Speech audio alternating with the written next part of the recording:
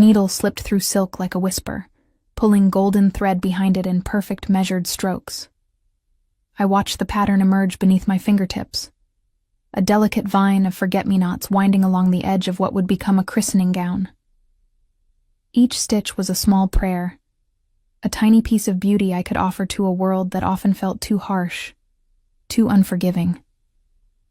My workshop was modest, tucked into the back room of our crumbling villa on the outskirts of Taormina.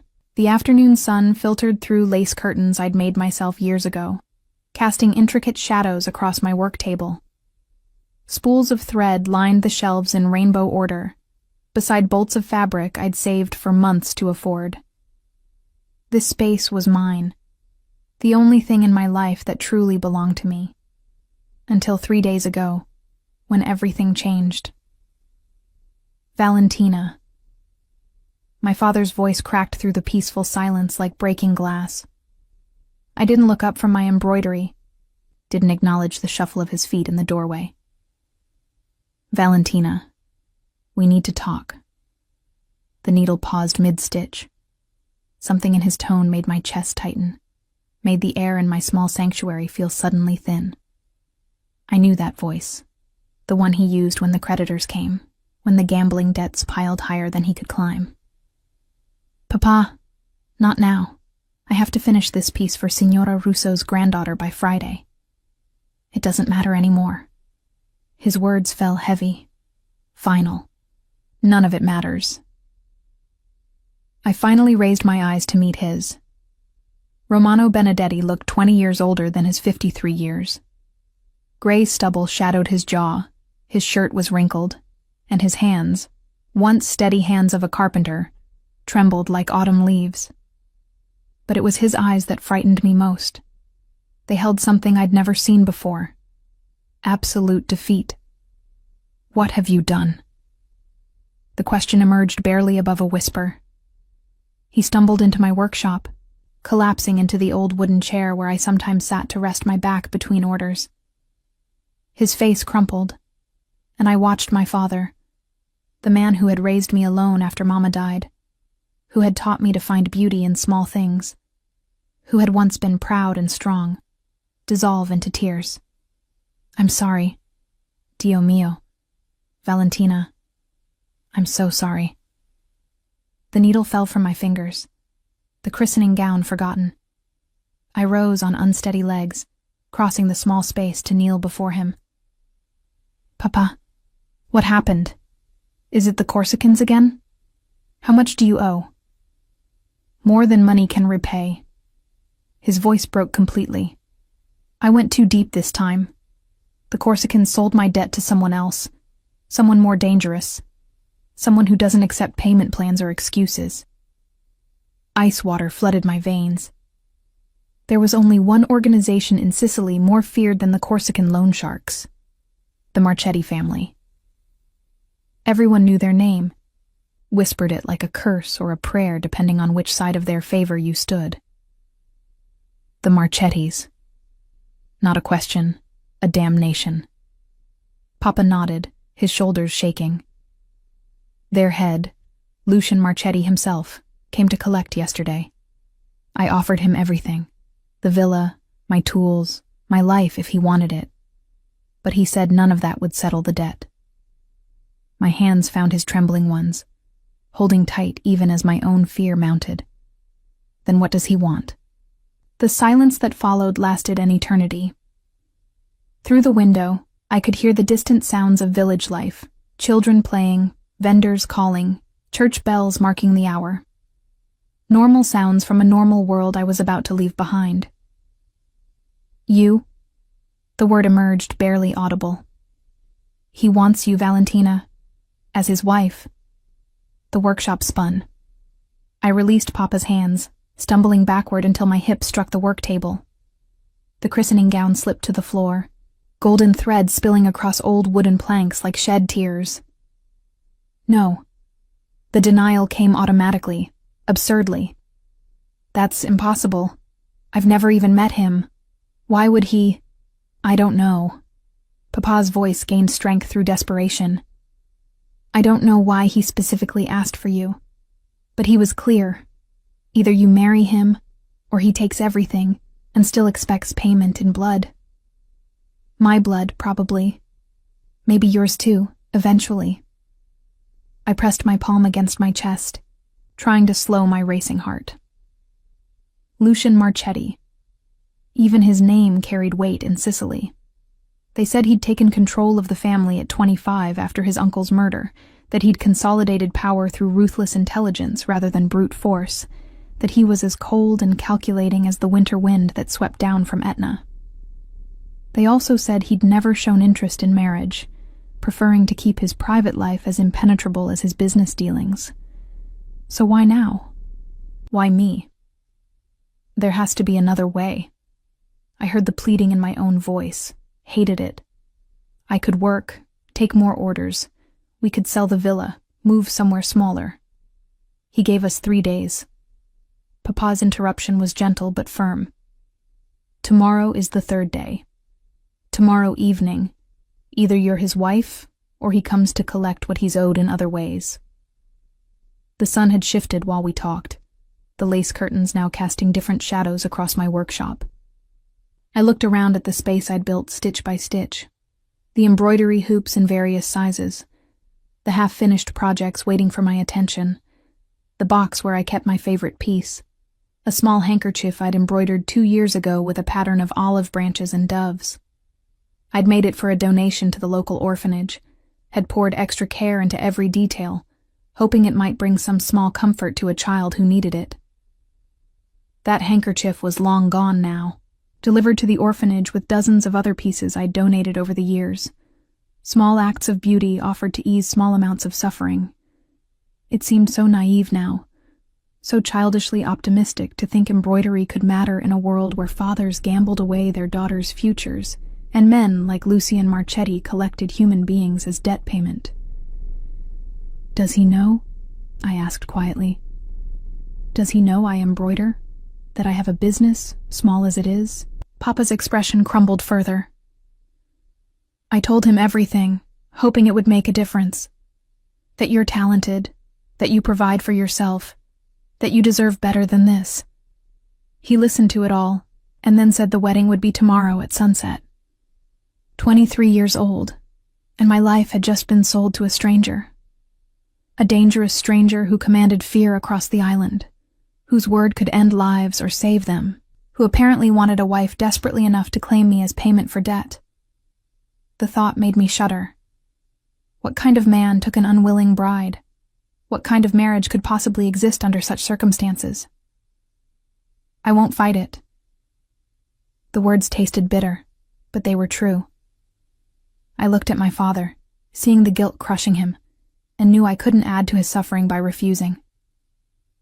"I'll marry him, Papa. But I want you to leave Sicily afterward. Go to Uncle Marco in Rome. Start fresh somewhere Lucian Marchetti's shadow doesn't reach." "Valentina, no. Promise me." I gripped his hands again, squeezing hard.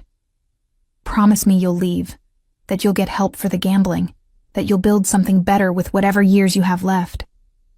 Let that be my wedding gift from you." He pulled me into his arms, and we stayed that way as the sun continued its descent, as the village sounds gradually quieted, as my old life slipped away like thread through silk. That night, I couldn't sleep. I stood at my bedroom window watching the lights of Taormina twinkle in the distance, wondering what tomorrow would bring. Would Lucian Marchetti be cruel? Indifferent? Would he expect me to play the role of dutiful wife? Or was I simply a possession to be acquired and ignored? The questions circled endlessly, unanswerable.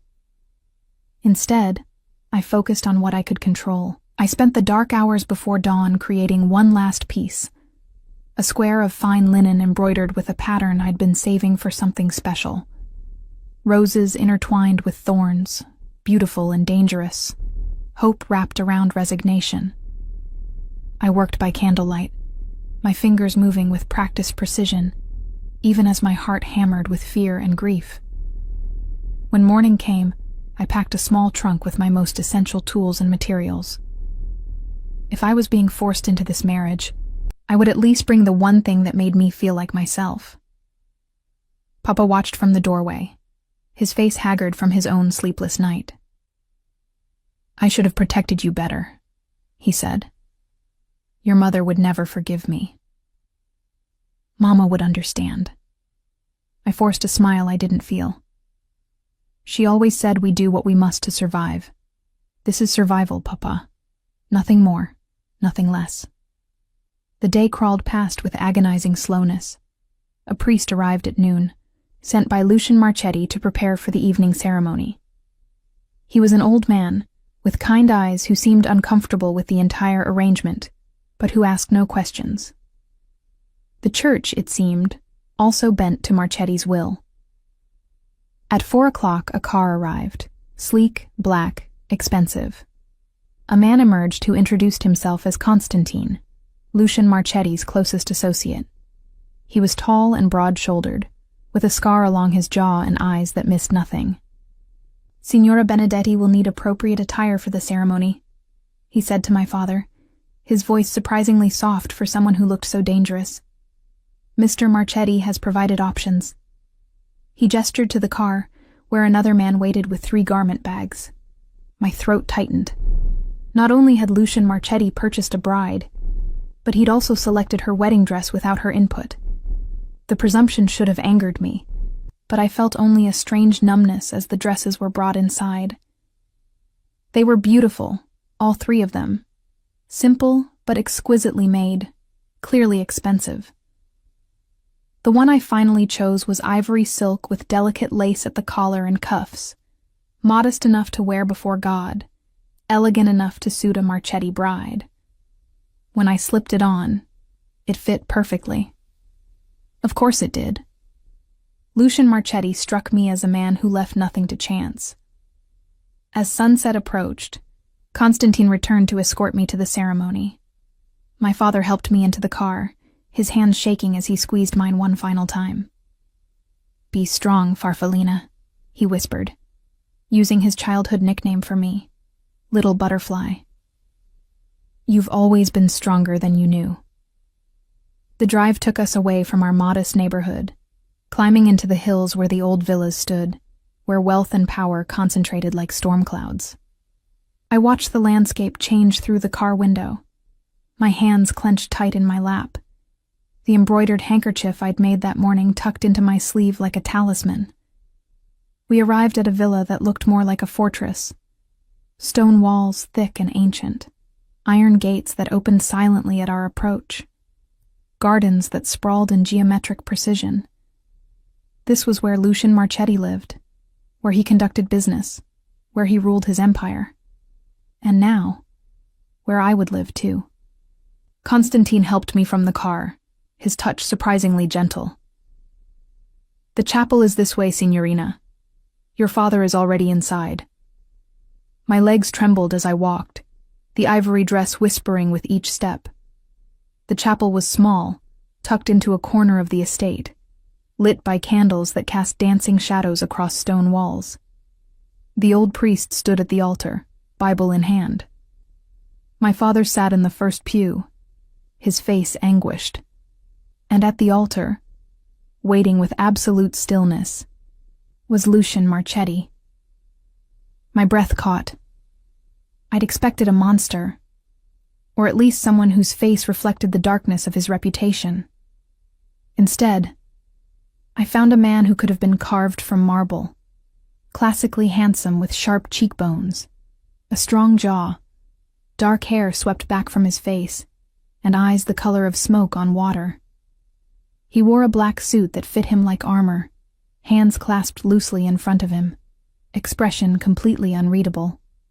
He watched me approach with an intensity that made my skin prickle, as if he could see through the dress, through skin and bone, straight to the terrified girl beneath. I forced myself to keep walking, to keep my chin up, to not show the fear coursing through my veins like ice. When I reached his side, he spoke for the first time. His voice was low, measured, with the slight rasp of someone who chose words carefully because they mattered. "Valentina." Not a question, an acknowledgement.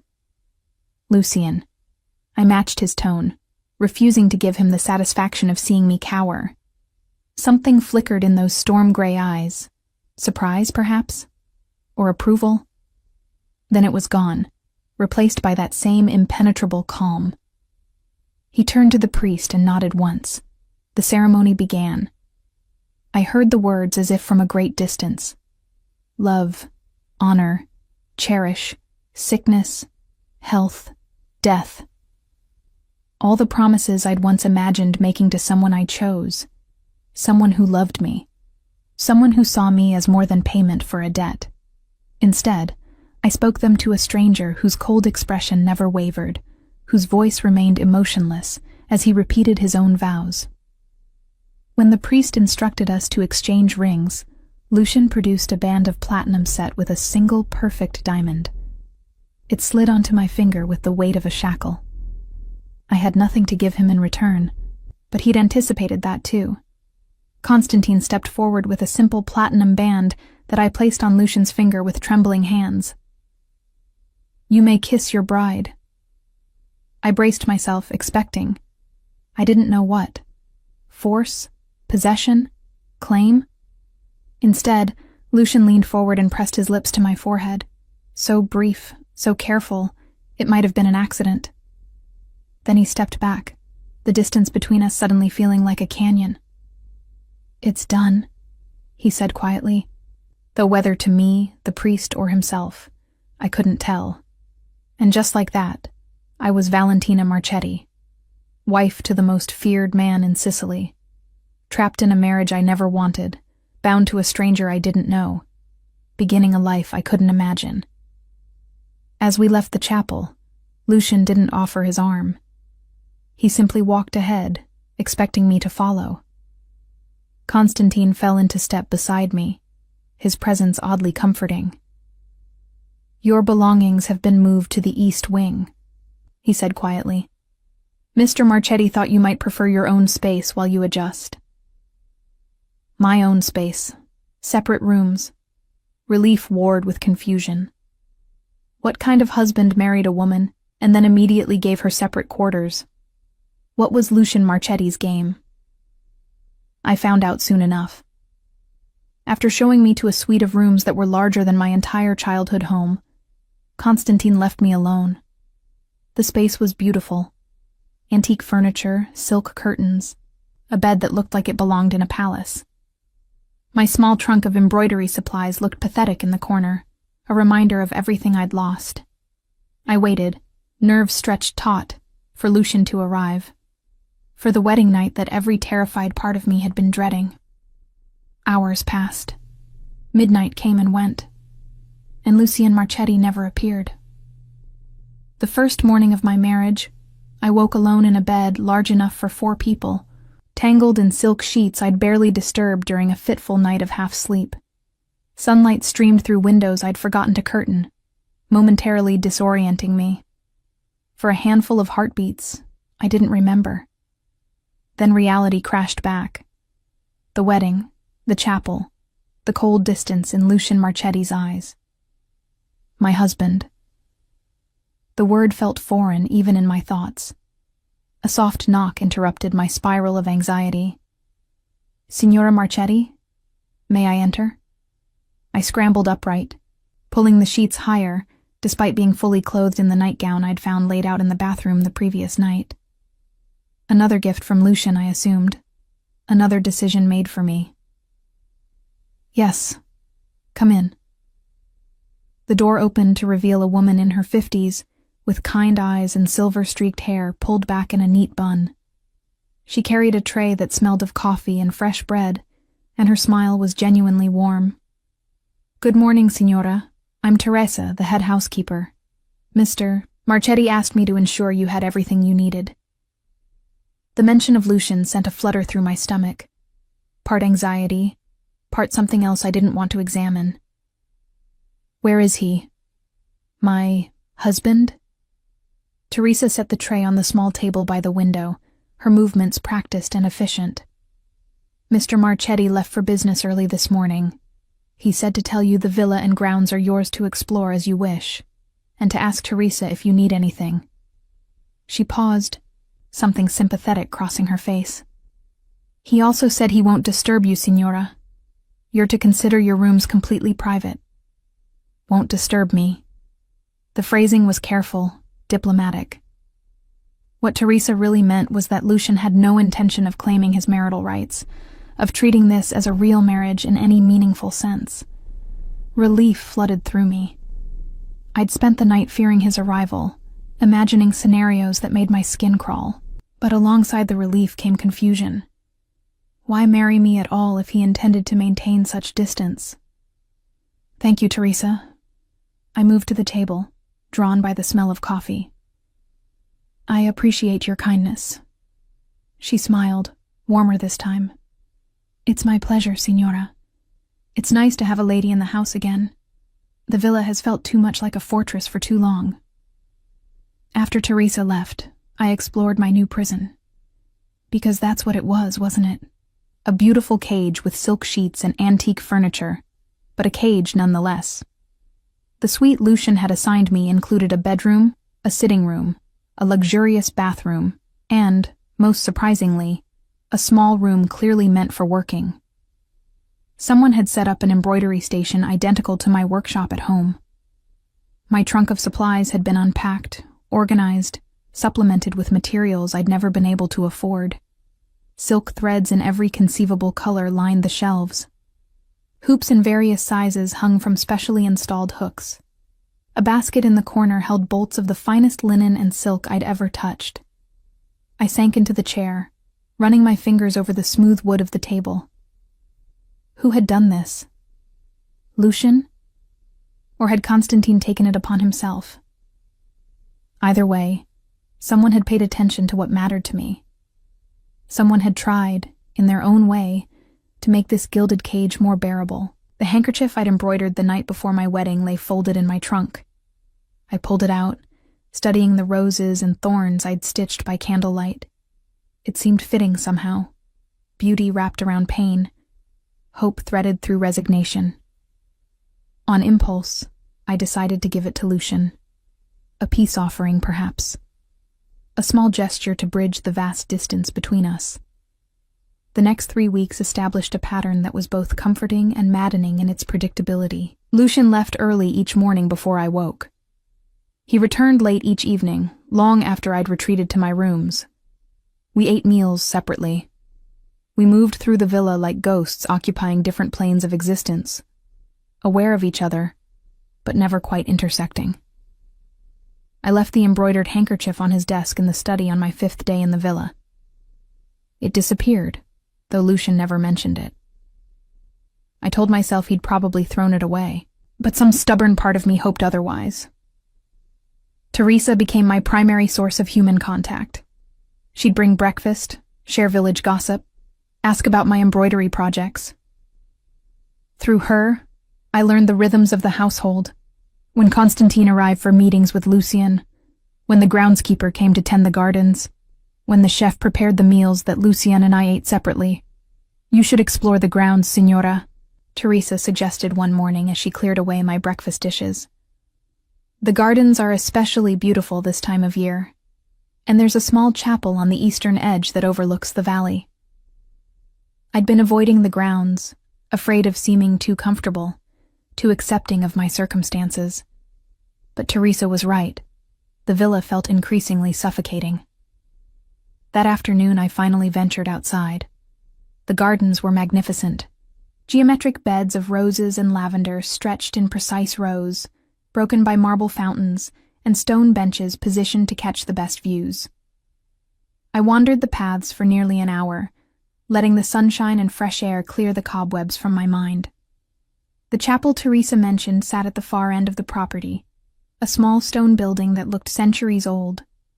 Its doors stood open, inviting. Inside, I found cool silence and stained glass windows that painted the floor in pools of colored light. Someone had left flowers on the altar, fresh flowers, recently placed. I sat in one of the pews, letting the peace of the space wash over me. This was what I'd needed, a moment away from the villa's luxury, from the constant awareness of Lucian's absence. from the confusion of my new life. "I thought I might find you here."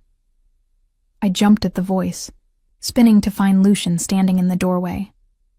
The late afternoon sun backlit him, making it impossible to read his expression. My heart hammered against my ribs.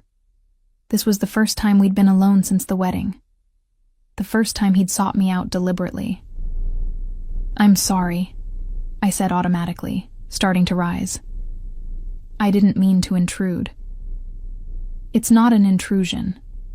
He moved into the chapel with that same controlled grace I remembered from the wedding, each step measured and deliberate. "The chapel is as much yours as mine now. More yours, perhaps. I rarely use it." He settled onto the pew across the aisle, maintaining careful distance. Up close, I could see the exhaustion in his face, the tension in his shoulders. Whatever business kept him away all day clearly took its toll. "Teresa said I could explore the grounds," I offered, unsure what else to say. "Teresa is right. This is your home now, Valentina. You're not a prisoner." His voice remained low, carefully neutral. "You're free to come and go as you please, though Constantine or one of his men will accompany you outside the estate for safety reasons." Safety. He meant his enemies, the ones who might see me as a weakness to exploit. I was free, but only within certain boundaries. Still, it was more than I'd expected. "Thank you." I hesitated, then added, "For the workshop. Someone set up a beautiful space for my embroidery." "Was that you?" Something flickered across his face, too quick to identify. "I understand it's important to you. I wanted you to be able to continue your work." The handkerchief. I'd left it on his desk over 2 weeks ago, but still, I had to ask. Did you find something I left for you? On your desk?" This time the flicker lasted longer. Surprise, perhaps, or something deeper. His hand moved unconsciously to his breast pocket, a gesture so brief I almost missed it. "I did. It was beautiful. Thank you." He'd kept it. The realization sent an unexpected warmth through my chest. Lucian Marchetti, the cold mafioso who'd purchased a bride to settle a debt, had kept the handkerchief I'd made him, had carried it with him, if that unconscious gesture meant what I thought it did. "I'm glad you liked it." I gathered my courage, needing to understand something that had been eating at me since the wedding. "Lucien, why did you marry me?" "Really?" My father's debt wasn't that large, relatively speaking. You could have taken the villa, his tools, written off the rest as a loss. Why insist on this? Silence stretched between us, broken only by the distant sound of birds outside. For a moment, I thought he wouldn't answer. Then he spoke, his voice so quiet I had to strain to hear. "Because sometimes the price of what we want isn't money. Sometimes it's something else entirely." He stood abruptly, as if the admission had cost him something. "I should return to work. Enjoy the grounds, Valentina. This is your home now. I want you to feel comfortable here." He was gone before I could press for more explanation, leaving me alone in the chapel with more questions than answers. What had he meant? What did Lucian Marchetti want that had required taking me as payment? Over the following weeks, I continued my tentative exploration of my new life. I established a routine, mornings in my workshop, afternoons in the gardens or exploring the villa's extensive library, evenings alone in my rooms. The isolation should have been depressing, but I found a strange peace in it. No one demanding things of me, no father to worry about, no creditors knocking at the door. Just blessed, quiet solitude. And yet, I found myself listening for Lucian's footsteps in the hallway. Found myself leaving small gifts in places I knew he'd find them. Another embroidered handkerchief, this one with olive branches. A bookmark stitched with his initials. A napkin edged with delicate lacework. Each one disappeared, never acknowledged but never rejected. It became a game of sorts, this silent conversation through embroidery. I'd create something, leave it where he'd find it, then wait to see if he'd respond. The responses were subtle. A book left on my sitting room table that I'd mentioned wanting to read, sheet music for a song I'd hummed while working, a bolt of silk in exactly the shade of blue I'd been searching for. We were communicating, Lucian and I, but only through these small, careful gestures. Never words, never direct interaction beyond the handful of times we'd crossed paths in the villa's corridors. Always maintaining that careful distance, that wall of ice between us. Teresa noticed. "You're lonely, Signora," she said one morning, her voice gentle with concern. "This is no way for a young bride to live." "I'm fine," I assured her, not sure if I was lying. "I have my work." "Work isn't the same as companionship." She set down the coffee pot with more force than necessary. "Mr. Marchetti may be a good man in his way, but this situation isn't right. A husband and wife should know each other, spend time together. This separate lives business is unhealthy." I wanted to argue but couldn't. She was right. This wasn't a marriage. It was a business arrangement where both parties happened to live in the same building. But what could I do? Lucian had made it clear he wanted distance. Forcing interaction would only make things more uncomfortable for both of us. That night, unable to sleep, I wandered the villa's corridors. I'd never explored much beyond my wing, but insomnia made me bold. The villa was massive, rooms branching off in all directions, each more luxurious than the last. I found a music room with a grand piano that looked untouched, a gallery with paintings worth more than my childhood home, a solarium filled with exotic plants that thrived in the controlled environment. And then I found Lucian's office. I hadn't meant to enter. The door was slightly ajar, and light spilled into the darkened hallway. Curiosity drew me forward until I could see inside. Lucian sat at his desk, head bowed over paperwork, the desk lamp casting harsh shadows across his face. He'd loosened his tie, rolled up his shirt sleeves. For the first time since the wedding, he looked almost human, almost vulnerable. I should have left, should have retreated to my rooms before he noticed me. Instead, I knocked softly on the doorframe. He looked up, surprise flashing across his features before he schooled them back to neutrality. "Valentina, it's late. Is everything all right?" I couldn't sleep. I hovered in the doorway, suddenly unsure. "I'm sorry. I didn't mean to disturb you." "You're not." He gestured to one of the chairs across from his desk. "Would you like to come in?" I should have declined, should have made an excuse and left him to his work. Instead, I found myself crossing the threshold, settling into the offered chair. Up close, I could see the exhaustion etched into his features, the tension in his shoulders that never quite released. "You work too much," I observed quietly. A ghost of a smile touched his lips. "An occupational hazard." "Do you ever rest? Ever do something just because you enjoy it, not because it serves some business purpose?"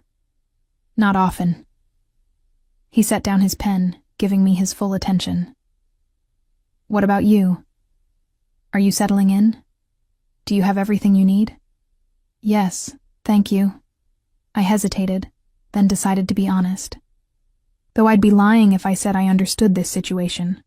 Us. Whatever this is. His expression shuddered slightly. "I know this isn't what you imagined for your marriage." "No," I agreed. "But it's also not as terrible as I feared. You've been kind, distant, but kind. I just wish I understood why." "Why I keep my distance?" He leaned back in his chair, studying me with those inscrutable gray eyes. "Because you didn't choose this, Valentina. You were forced into it by your father's mistakes. The least I can do is give you space, respect your boundaries, make this arrangement as painless as possible." "And what about what you want?" The question emerged before I could stop it. What did you mean in the chapel about the price of what we want?" Lucian's jaw tightened, almost imperceptibly. For a long moment I thought he wouldn't answer. Then he stood, moving to the window that overlooked the gardens, his back to me. "Some prices are too high to explain," he said finally. "Some wants too complicated to justify. Go to bed, Valentina. It's late." It was a dismissal, gentle but firm. I rose, disappointment settling heavy in my chest. Whatever walls Lucian had built around himself, they weren't coming down tonight. "Good night, Lucian." "Good night." He didn't turn from the window. "And Valentina, thank you for the gifts. They mean more than you know." I left before he could see the tears that suddenly threatened. Something about his admission, the rawness beneath the careful control, cracked something inside me. This man who'd claimed me as payment, who maintained such rigid distance, who worked himself to exhaustion managing an empire built on fear. This man appreciated my small offerings of embroidered beauty. Maybe, I thought as I returned to my rooms, there was more to Lucian Marchetti than the cold reputation suggested. Maybe beneath the ice, something warmer waited. Something worth trying to reach. I just had to figure out how to break through the walls he'd built so carefully around his heart. 6 months into our strange marriage, I finally began to understand the patterns of Lucian's life. The rigid schedule, the careful compartmentalization, the walls he maintained between different parts of himself. I learned that he took his coffee black at 5 a.m., that he spent Tuesdays with Constantine reviewing security protocols, that Thursday evenings were reserved for meetings with people who came and went through a side entrance I was carefully steered away from. I also learned that despite his best efforts to remain distant, Lucian was watching me. Not obviously, never intrusively, but I felt his attention like a physical weight. Teresa mentioned once that he asked about my days, about whether I seemed content, about whether I needed anything. Constantine, during one of our brief encounters in the garden, commented that Mr. Marchetti seemed more at ease knowing I was comfortable in the villa. It was strange, being observed from afar by a husband who barely spoke to me directly. But stranger still was how I'd begun to look for him too. Glimpses of him leaving in the morning, the sound of his voice through closed doors, the way the air in a room felt different when he'd recently occupied it. The embroidered gifts continued, my silent language in a conversation Lucian seemed unable or unwilling to have aloud. I made him a set of handkerchiefs, each embroidered with different patterns I thought might mean something to him. Strong oaks for stability, soaring eagles for ambition, stars for hope in darkness. I left them where he'd find them, then waited to see if they'd disappear like the others. They always did. My workshop became my refuge, the one place where I could create without overthinking the strangeness of my situation. I'd resumed taking commissions, though Teresa now handled the business arrangements, screening clients, delivering finished pieces. The income wasn't necessary. Lucian had made clear that everything I needed would be provided. But the work gave me purpose beyond being the invisible wife of a powerful man. One afternoon in late spring, I was working on an especially delicate christening gown when Teresa entered my workshop looking troubled. "Signora, there's someone here to see you. A woman named Isabella Corso. She says she's from the orphanage of Sant'Angelo." Sant'Angelo. The name sent a jolt through me.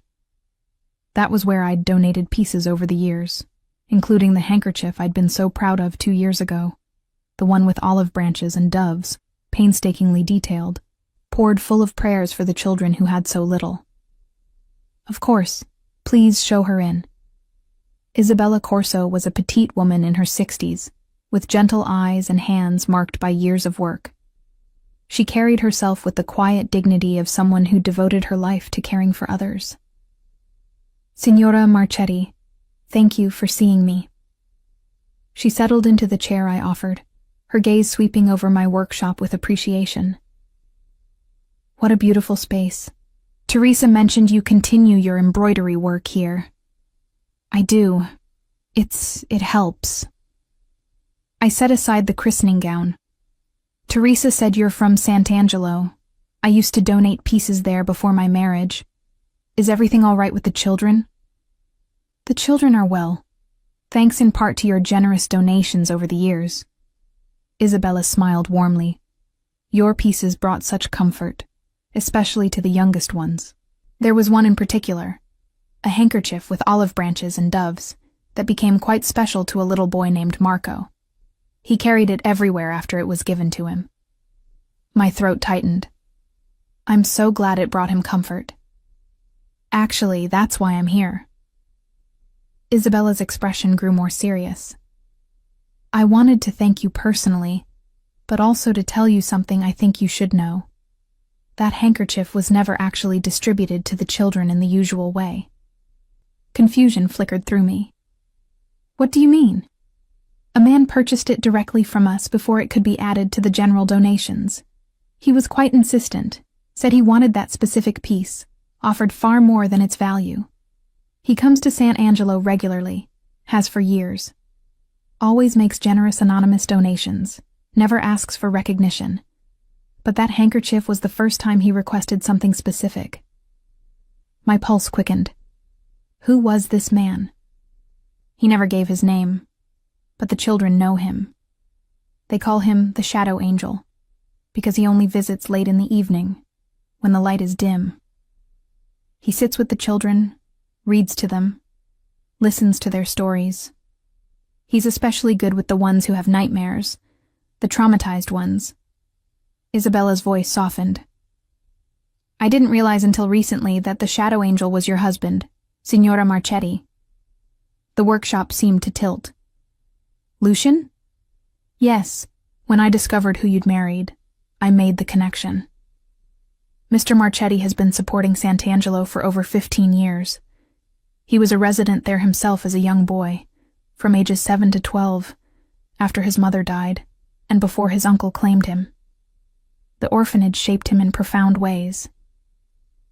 I couldn't speak. Lucian, cold, distant Lucian, had been a traumatized child at Sant'Angelo, had grown up without family, without stability, until his uncle had drawn him into the world of organized crime. And now he returned regularly, offering comfort to children who reminded him of who he'd been. And my handkerchief, the one I'd made with such care, pouring beauty into every stitch. He'd wanted it specifically, had paid for it before it could be given to a child, had kept it for himself. I thought you should know, Isabella continued gently, because I suspect Mr. Marchetti would never tell you himself. He's a very private man. But his connection to Sant'Angelo, to the work we do there, it's important to him. And your embroidery touched something in him. I saw his face when he held that handkerchief.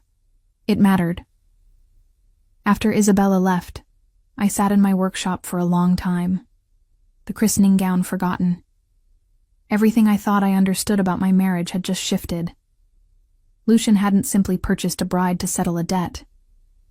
He'd specifically wanted me. Why? Because I was the creator of a piece of embroidery that had meant something to him? Because I donated beauty to the orphanage that had raised him? The question spiraled, but one thing became clear. I needed to see Sant'Angelo for myself. Needed to understand this part of Lucian he kept hidden. Needed to walk the halls where he'd been a frightened boy. Needed to witness whatever it was that drew him back again and again. That evening, I waited in the sitting room off the main entry, knowing Lucian would pass through on his way to his office. When he finally appeared, exhaustion evident in every line of his body, I called out before I could lose my courage. Lucian, could we talk? Please? He paused, surprise flickering across his features. Of course. Is something wrong? No, I had a visitor today. Isabella Corso from Sant'Angelo. Every muscle in his body went rigid. His expression, usually so carefully controlled, showed something raw. Fear, perhaps, or vulnerability. What did she tell you? About your connection to the orphanage. about how you support them, visit the children. I stood, crossing to where he stood frozen in the doorway. About how you specifically purchased the handkerchief I made 2 years ago. Valentina, why didn't you tell me? The question emerged softer than I intended. Why let me think you were just collecting a debt, when really you wanted... I faltered, unsure how to finish. Wanted what? His voice was rough, stripped of its usual control. To tell you I'd been watching you for 2 years, that I'd seen you drop off donations at Sant'Angelo, had seen the care you put into every piece, that when I saw that handkerchief, saw the olive branches and doves you'd embroidered with such hope, I knew I'd found something rare and precious. My breath caught. You were watching me? Not stalking, he clarified quickly. But yes, I noticed you. I couldn't help it. You brought beauty to a place that had known so much pain, offered comfort without expecting anything in return. When your father's debt came to me, when I realized you were the same woman who'd created that handkerchief. He ran a hand through his hair, a rare gesture of frustration. I saw an opportunity to bring you here, to keep you safe, to have you close in the only way I knew how. By forcing me into marriage, I couldn't keep the hurt from my voice by offering you protection in a world that destroys gentle things. His eyes met mine, and for the first time, I saw past the ice to the fire burning beneath. I knew it was selfish, knew it was wrong, but the thought of you continuing to struggle, of you potentially falling prey to other creditors, other men less. He broke off, jaw tightening. I wanted you here. I wanted you safe, even if it meant you'd hate me for it. I don't hate you. The admission emerged in a whisper. I don't understand you, but I don't hate you. Something shifted in his expression. Hope, maybe, or longing. His hand lifted as if to touch my face, then dropped back to his side. I should get back to work. Wait. I caught his arm, feeling the tension in his muscles. Take me to Sant'Angelo. Tomorrow. I want to see it, understand what it means to you. Please. He studied me for a long moment, something working behind his eyes. Finally, he nodded. Tomorrow evening. I'll cancel my other commitments. True to his word, the next evening Lucian's car was waiting. We drove in comfortable silence through the winding roads that led to the coastal village where Sant'Angelo stood. The orphanage was smaller than I'd imagined, housed in an old monastery that had been converted for its current purpose. But the gardens were well maintained, the building freshly painted, signs of the money Lucian had poured into keeping it running. Isabella met us at the entrance, her face lighting up when she saw Lucian. Mr. Marchetti, we weren't expecting you tonight, but you're always welcome. And you brought Signora Marchetti. Wonderful. I wanted her to see the place, Lucian said quietly, if that's acceptable. Of course, of course. Come in. The interior was clean and cheerful, walls painted in warm colors, corridors lined with children's artwork. Lucian moved through the space with familiar ease, greeting staff by name, pausing to smile at children who called out to him. The transformation was remarkable, the cold mafioso melting into something warmer, more approachable, more human. We stopped in a common room where several children were playing before bedtime. A little boy, perhaps 6 years old, spotted Lucian and ran over, nearly tripping in his excitement. Mr. Shadow, you came. Did you bring a story? Lucian crouched to the boy's level, his entire demeanor softening. Not tonight, Marco, but I brought someone special I wanted you to meet. This is my wife, Valentina. She's the one who made that handkerchief you like so much. Marco's eyes widened. He dug into his pocket and pulled out a worn piece of fabric. My handkerchief, the one Isabella had said was given to him. But it wasn't the original. Someone had carefully repaired it, reinforced the edges, preserved it despite obvious heavy use. "You made this?" Marco's voice was awed. "It's my favorite thing. It helps when I have bad dreams." My throat tightened as I knelt beside Lucian. "I'm so glad it helps you. Do you have bad dreams often?" Marco nodded solemnly. "Sometimes I dream about before I came here, when things were scary. But then I look at the doves and remember that Mr. Shadow says there's always hope, even in the dark." I glanced at Lucian, saw the naked emotion in his face before he controlled it. He'd given Marco the handkerchief, my handkerchief, the one he'd purchased before it could be distributed, after using it himself. Had given this traumatized child something that had brought him comfort first. We stayed for over an hour. Lucian read stories to the younger children, his deep voice gentle and soothing. I helped some of the older girls with an embroidery project they were working on, teaching them stitches and patterns. Isabella showed me the improvements Lucian's donations had funded: a new playground, updated dormitories, a classroom equipped with computers and books. "He never takes credit publicly," Isabella confided as we watched Lucian with the children. "Insists everything remain anonymous. But the children know. They know he's the reason they have these opportunities, the reason Sant'Angelo survived when so many other orphanages closed." On the drive back, I couldn't contain my questions any longer. "How long were you there? At Sant'Angelo?" 5 years. Lucian's hands tightened on the steering wheel. "My mother died when I was 7. Car accident. She had no family, no support system. I ended up at Sant'Angelo because there was nowhere else to go." "And your uncle? The one who claimed you?" His expression hardened. "Lorenzo Marchetti. He didn't want me. He wanted an heir to train, someone to inherit his empire. He saw potential in me, I suppose. Intelligence that could be shaped into something useful.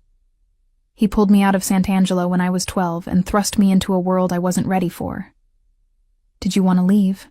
I asked softly. "No." The word was barely audible.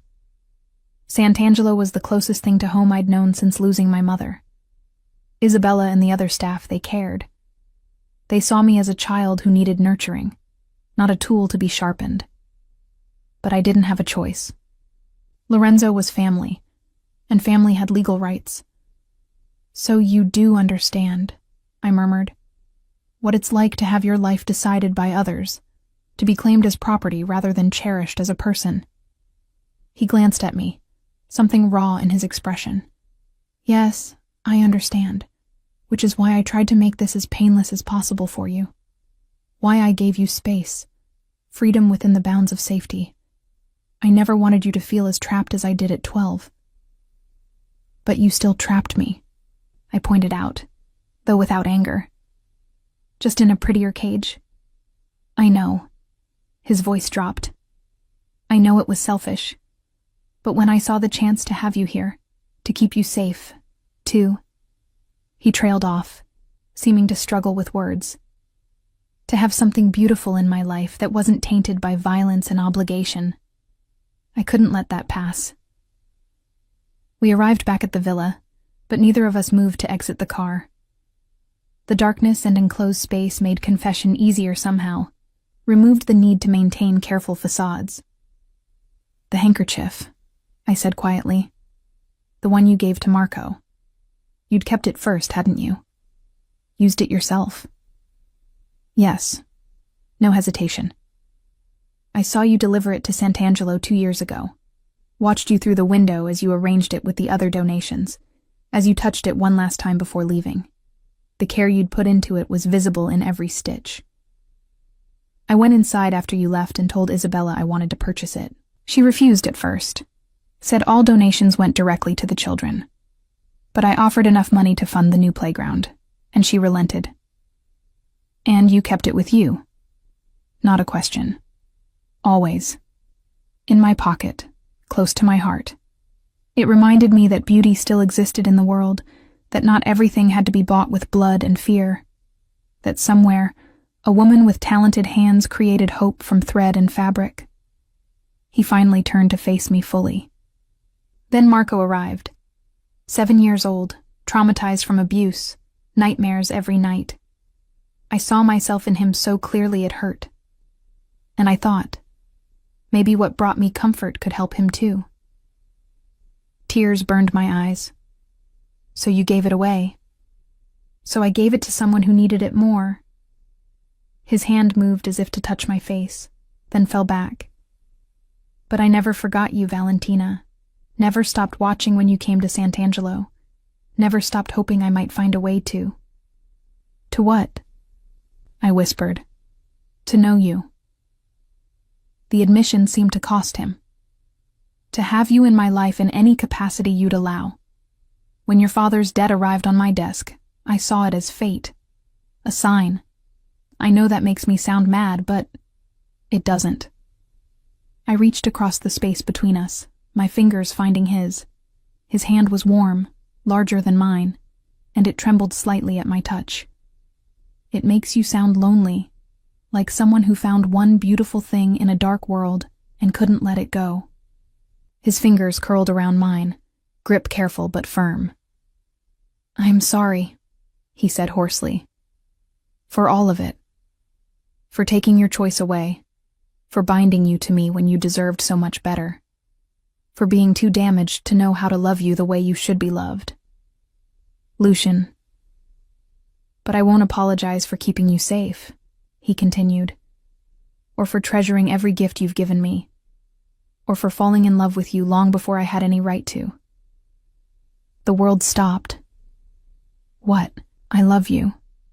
He said it simply, factually, as if stating something obvious. I've loved you since I first saw you embroidering hope into fabric at Sant'Angelo. I loved you on our wedding day, though I knew you could never feel the same.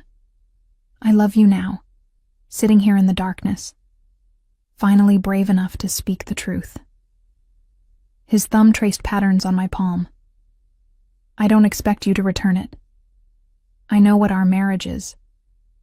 A business arrangement you were forced into. But I wanted you to know. After 2 years of watching from afar, and 8 months of living as strangers under the same roof, you deserved to know the truth. I couldn't speak. Couldn't process the magnitude of what he was confessing. Lucian Marchetti, the cold mafioso who'd claimed me as payment, had been in love with me for 2 years, had married me not out of cruel opportunism, but out of desperate longing, had maintained rigid distance not because he didn't care, but because he cared too much. Say something, he pleaded softly, even if it's to tell me I'm a fool. Instead of words, I leaned across the center console and pressed my lips to his. The kiss was gentle, tentative, a question rather than an answer. For a heartbeat, he froze. Then his free hand came up to cradle my face with devastating tenderness, and he kissed me back with all the longing he'd been suppressing for 2 years. When we finally pulled apart, both breathing hard, his forehead rested against mine. Valentina, I don't love you yet, I admitted honestly. But I could. I think I'm already starting to. And I want to try, Lucian. I want to know the man who reads to traumatized children and keeps embroidered handkerchiefs over his heart. The man who built walls to protect a heart that's been broken too many times. I want to learn to love him, if he'll let me. Yes. The word emerged rough, choked. God, yes. We sat there in the darkness of the car, holding each other. 2 people who'd been forced together now choosing to stay. It wasn't a fairy tale ending. There was still too much between us. Too many walls to dismantle. Too much damage to heal. But it was a beginning. A real one. Built on honesty and hope, and the kind of fragile trust that has to be earned one small gesture at a time. The morning after our conversation in the car, I woke to find a note slipped under my door. Lucian's handwriting was precise, controlled, so much like the man himself. Breakfast together? The terrace at 8 if you're willing. L. My heart fluttered as I read it. Such a simple request, but it felt monumental. In 8 months of marriage, we'd never shared a meal. Never sat across from each other in daylight without the buffer of ceremony or accident. This was intentional. This was him trying. I arrived at the terrace at 7:55.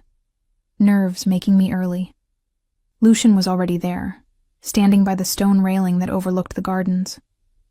He'd dressed casually, or what passed for casual in his world. Dark slacks, a white shirt with the sleeves rolled to his elbows, no tie. His hair was slightly damp, as if he'd recently showered. When he heard my footsteps, he turned, and the expression on his face, vulnerable, hopeful, uncertain, made my breath catch. "You came," he said, as if there'd been doubt. Of course I came. I moved to the table Teresa had set with fresh flowers, and what looked like enough food to feed 6 people. "Did you think I wouldn't?" I thought. He hesitated, then seemed to decide on honesty. "I thought you might have regrets this morning, about what was said last night. About the kiss."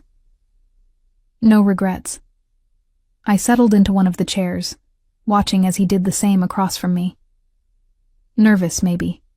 Uncertain about how to navigate this new territory. But no regrets. Something in his shoulders relaxed. Teresa appeared with coffee, her smile knowing as she poured for both of us before discreetly retreating. Lucian fixed his the way I'd learned he preferred. Black, no sugar, while I added cream and watched the liquid swirl and blend. "I've been thinking," Lucian began, his fingers wrapped around his cup, as if needing something to hold. "About what you said. About wanting to know me. I'd like that, Valentina, but I need you to understand what you're asking for." "What do you mean?" His gaze was direct, unflinching. "I'm not a good man. I've done things that would make you recoil. I've hurt people, destroyed lives, made decisions that haunt me. The empire I inherited from Lorenzo, it's built on fear and blood. I've tried to legitimize portions of it, to move toward cleaner business, but some stains don't wash away easily." "I know what you are," I said quietly. "I've known since the wedding, since before, if I'm honest. Everyone in Sicily knows what the Marchetti family does. Knowing in abstract and knowing in detail are different things." He set down his cup, leaning forward slightly. "If we do this, if we truly try to build something real between us, there can't be secrets. You'll need to understand the reality of my life, the dangers that come with it, the moral compromises I've made. And you'll need to decide if you can live with that." I considered his words carefully. He was right. I'd known he was involved in organized crime, but I'd kept that knowledge vague, undefined. Actually confronting the specifics would be different, harder, but also necessary if we were going to move forward honestly. "Then tell me," I said. "Not everything at once. I don't think I could process that. But start somewhere. Help me understand." He was quiet for a long moment, his gaze distant. When he spoke again, his voice was measured, careful. "My uncle Lorenzo built his power on protection rackets, gambling, and strategic violence. When he died and I took over at 25, I inherited all of it. I was young, angry, and desperate to prove myself. I made decisions in those early years that I'm not proud of." "What kind of decisions?" "The kind where people disappeared when they became problems, where examples had to be made to maintain control, where mercy was seen as weakness. So I learned not to show it." His jaw tightened. "I told myself it was necessary, that this was the world I'd been born into, the only path available to me. But necessity and righteousness aren't the same thing." "And now?" I asked. "Are you still that person?" "Some days." His honesty was brutal. "When threats emerge, when someone challenges my authority, when the people I'm responsible for are in danger, yes, I can still be that person. But I've tried to change, to find other ways. Constantine helps with that. He's been pushing me toward legitimate business for years, toward finding solutions that don't require violence. Is that why you support Sant'Angelo? And other charities, I assume? To balance the scales? A bitter smile touched his lips. You can't balance those scales, Valentina. No amount of charity erases blood. But yes, I try to do some good. To create something positive from the wealth I've accumulated through morally ambiguous means. It doesn't absolve me, but it means something matters beyond just power and control. I absorbed this, letting the truth of who he was settle into my understanding. He watched me carefully, as if expecting rejection. Instead, I reached across the table, my hand finding his. Thank you for being honest. I know that wasn't easy. His fingers closed around mine, grip almost desperate. You're not. Repulsed? I'm processing, I admitted. But no, not repulsed. You've been shaped by circumstances beyond your control, Lucian. That doesn't excuse everything, but it provides context. And I can see you're trying to be better. That matters. I want to be better for you. His voice dropped. I want to be the kind of man who deserves you, even though I know I never truly will. Stop that. I squeezed his hand firmly. Stop deciding you're unworthy before giving us a chance. We're both learning here. How to be married, how to trust, how to build something real from an arranged foundation. That takes time and patience and forgiveness. From both of us. Something shifted in his expression. Hope breaking through the habitual cynicism. I don't deserve your forgiveness. Maybe not, but you have it anyway. I smiled softly. Now, can we please eat? Teresa will be heartbroken if we let all this food go to waste. The tension broke. Lucian laughed, actually laughed, and the sound transformed his entire face. For a moment, I glimpsed the boy he must have been before life hardened him, before Lorenzo molded him into something colder. We ate breakfast together, conversation flowing more easily than I'd expected. He asked about my embroidery projects, seeming genuinely interested in the technical details of different stitches and patterns. I asked about the legitimate parts of his business, the real estate holdings, the import company, the restaurant chain. Neutral territory where we could learn each other's rhythms without diving into darker waters. There's a charity gala next month, Lucian mentioned as Teresa cleared away our plates. In Palermo, several business associates will be there, along with politicians and society figures. I typically attend alone, but... He paused, something vulnerable entering his expression. Would you consider coming with me? As my wife, publicly? The request was significant. In 8 months, we'd never appeared together socially. Never acknowledged our marriage beyond the legal paperwork. This would be a statement, to his world and mine, that we were truly together. I'd like that, I said, watching relief wash over his features. Though I'll need something appropriate to wear. I'll arrange for a stylist to visit with options. He caught himself. Unless you'd prefer to choose yourself, I don't want to make decisions for you. The consideration warmed me. He was trying so hard to give me agency, to make up for the choice he'd stolen when forcing this marriage. A stylist would be helpful, actually. I wouldn't know where to begin dressing for that kind of event. Over the following weeks, our mornings together became routine. Breakfast on the terrace when weather permitted, in the smaller dining room when it didn't. Lucian still left early for business most days, still returned late most evenings. But now he sought me out afterward. Small conversations in the library, walks through the gardens as the sun set, moments of connection that gradually built trust between us. I continued leaving embroidered gifts, but now with explicit acknowledgement. A bookmark for the book he was reading, a handkerchief monogrammed with his initials for his breast pocket. A small wall hanging for his office depicting the view from Sant'Angelo. Olive trees and ocean. Peace captured in thread.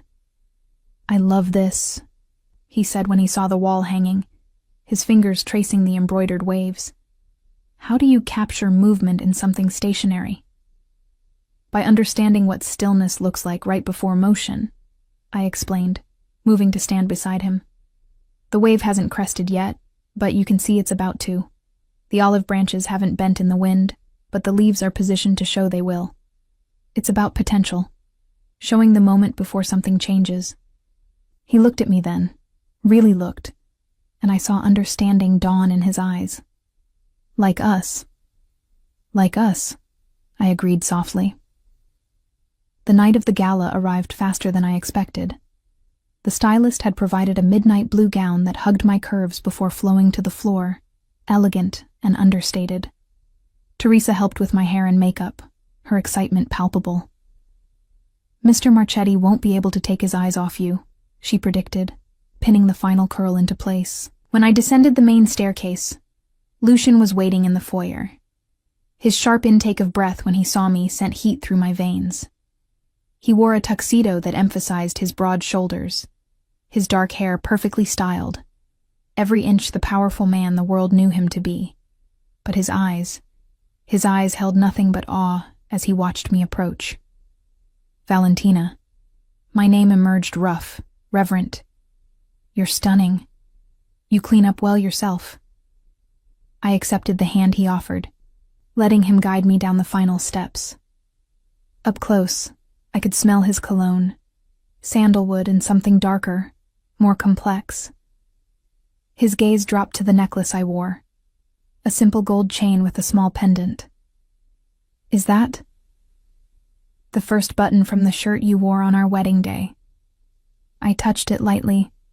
I saved it, had it made into a pendant. I thought, if I'm wearing something that represents our beginning, even a difficult one, it might remind me that beginnings can lead to better things. His hand came up to cup my face, thumb brushing my cheekbone with devastating gentleness. "How did I get so lucky?" "You didn't," I said honestly. "You manipulated circumstances to force an outcome you wanted. But you're trying to make it right, and that counts for something. I'll spend my life making it right if you'll let me." The gala was overwhelming. Hundreds of people in a ballroom that dripped with crystal and gold, champagne flowing freely, conversations conducted in the coded language of the wealthy and powerful. Lucian kept me close, his hand at the small of my back, introducing me to associates whose names I instantly forgot. "His wife," he called me, with unmistakable pride. Not his business arrangement, or his convenient solution to a debt problem. His wife. "She's lovely, Lucian," one elderly woman commented, her sharp eyes assessing me. "Where has she been hiding all these months?" "Adjusting to married life," Lucian replied smoothly. "I wanted to give her time to settle in before throwing her into this circus." The woman laughed. "Smart man. Too many grooms parade their new brides around like trophies before the poor girls know which fork to use." She turned to me, her expression warming. "Don't let him work too much, dear. These men will bury themselves in business if we don't drag them out occasionally." As she moved away, I leaned closer to Lucian. "She seems kind." "Donna Castellano. Her husband ran the Eastern Territories before he died. She's retired now, but still commands respect." He guided me toward a quieter corner. "Are you doing all right? I know this is a lot." "I'm fine, though I wouldn't mind some air soon." "The terrace is just through those doors. Let's—" Lucian Marchetti, the voice that interrupted, was smooth, cultured, and carried an undercurrent of menace that made my skin prickle. "I heard rumors you'd finally taken a wife. Mikhail Volkov. I don't believe we've been introduced." The man who'd appeared was perhaps 40, handsome in a cold way, with pale eyes that assessed me like I was a piece on a chessboard. Lucian's entire body had gone rigid, his hand tightening protectively on my waist. "Volkov." The name emerged flat, unwelcoming. What brings you to Palermo? Business opportunities. Volkov's smile didn't reach his eyes. And curiosity about the woman who finally captured the great Lucian Marchetti's attention. She must be extraordinary to make you drop your guard after all these years. The threat was barely veiled. Lucian's jaw tightened, but his voice remained controlled. Valentina is my wife and under my protection. That's all you need to know. Of course, Volkov inclined his head with mock courtesy. Please give Donna Castellano my regards. I believe I saw her near the champagne fountain. He melted back into the crowd, but the damage was done. Lucian's entire demeanor had shifted, the careful control replaced by something harder, more dangerous. He guided me toward the exit with barely restrained urgency. We're leaving. Lucian, what? Now. Not angry at me, but at the situation, at Volkov, at the danger that had just become very real. In the car, he pulled out his phone, firing off rapid texts to Konstantin. I watched the city lights blur past, my mind churning with questions I wasn't sure I wanted answered. Who is Mikhail Volkov? I finally asked. Lucian's hand found mine in the darkness, grip tight. Someone dangerous. Someone I've been working to keep away from my territory. And now he knows about you. Is that a problem? Yes. No hesitation. Because men like Volkov look for weaknesses to exploit. And you, Valentina, are my greatest weakness. His voice dropped. But also my greatest strength, which is why I need you to trust me. Whatever happens next, whatever measures I have to take, trust that it's all to keep you safe. Fear coiled in my stomach, but I squeezed his hand. I trust you. That may change, he said quietly. When you see what I become when people I love are threatened. We arrived back at the villa to find additional security posted at the gates, in the gardens, throughout the house. Konstantin was waiting in the foyer, his expression grim. We've secured the perimeter and increased patrols. I've reached out to our contacts in Volkov's organization. Seems he's been sniffing around our operations for weeks. Tonight was deliberate positioning. And Sant'Angelo? Lucian's voice was sharp. Double security, all under the guise of routine maintenance. Isabella has been briefed to refuse any visitors she doesn't personally recognize. Good. Lucian turned to me, his face softening slightly. Valentina, I need you to stay close to the villa for the next few days. No trips to town, no visiting the village. Konstantin or one of his men will be with you whenever you're outside your rooms. You think Volkov would actually try something? I think he's probing for weaknesses. Tonight was reconnaissance. Seeing how I react, measuring my attachment to you. Now that he knows you matter to me, he'll look for ways to exploit that. His hand came up to cup my face. I won't let him near you, I promise. The increased security became my new normal. Konstantin or one of his men, Antonio, Marco, or the silent but efficient Sergio, accompanied me everywhere. Even in the gardens, even in the villa itself, I was never truly alone. Lucian had transformed our home into a fortress, and while I understood the necessity, the constant surveillance wore on my nerves. 3 days after the gala, I was in my workshop trying to lose myself in embroidery when Lucian appeared in the doorway. He looked exhausted. Dark circles under his eyes, tension radiating from his shoulders. He'd been working nearly around the clock, I knew, coordinating with Konstantin to shore up vulnerabilities in his operations. Can I come in? He asked, as if this wasn't his house, as if he needed permission to enter any room. Of course. I set aside the piece I'd been working on, a table runner with intricate geometric patterns that required intense concentration I couldn't muster. You look terrible. Thank you, he said dryly, but moved to sit in the chair across from my work table. I wanted to update you on the situation. My stomach tightened. Has something happened? Nothing direct. But Volkov's been making moves, talking to my suppliers, approaching my business partners, spreading rumors about instability in my organization. His jaw tightened. It's psychological warfare. He's trying to make me seem weak, vulnerable, and he's using you as evidence. Me? How? By suggesting that marriage has softened me, that I've become sentimental, distracted by domestic concerns. In our world, sentiment is seen as weakness, Valentina. Men like Volkov believe love makes you compromised, easier to manipulate. And is it true? I asked quietly. Does loving me make you weaker? His eyes met mine, fierce and unwavering. It makes me more dangerous, because now I have something worth fighting for beyond just power and territory. But it also creates vulnerabilities I didn't have before. Volkov knows that if he threatens you, I'll respond. He's counting on that response being reckless, emotional, giving him opportunities to strike. So what do? We're careful, we're smart, and we wait for him to make a mistake. He leaned forward, elbows on his knees. I've dealt with men like Volkov before. They're patient predators, but they're also arrogant. Eventually he'll overreach, and when he does, we'll be ready.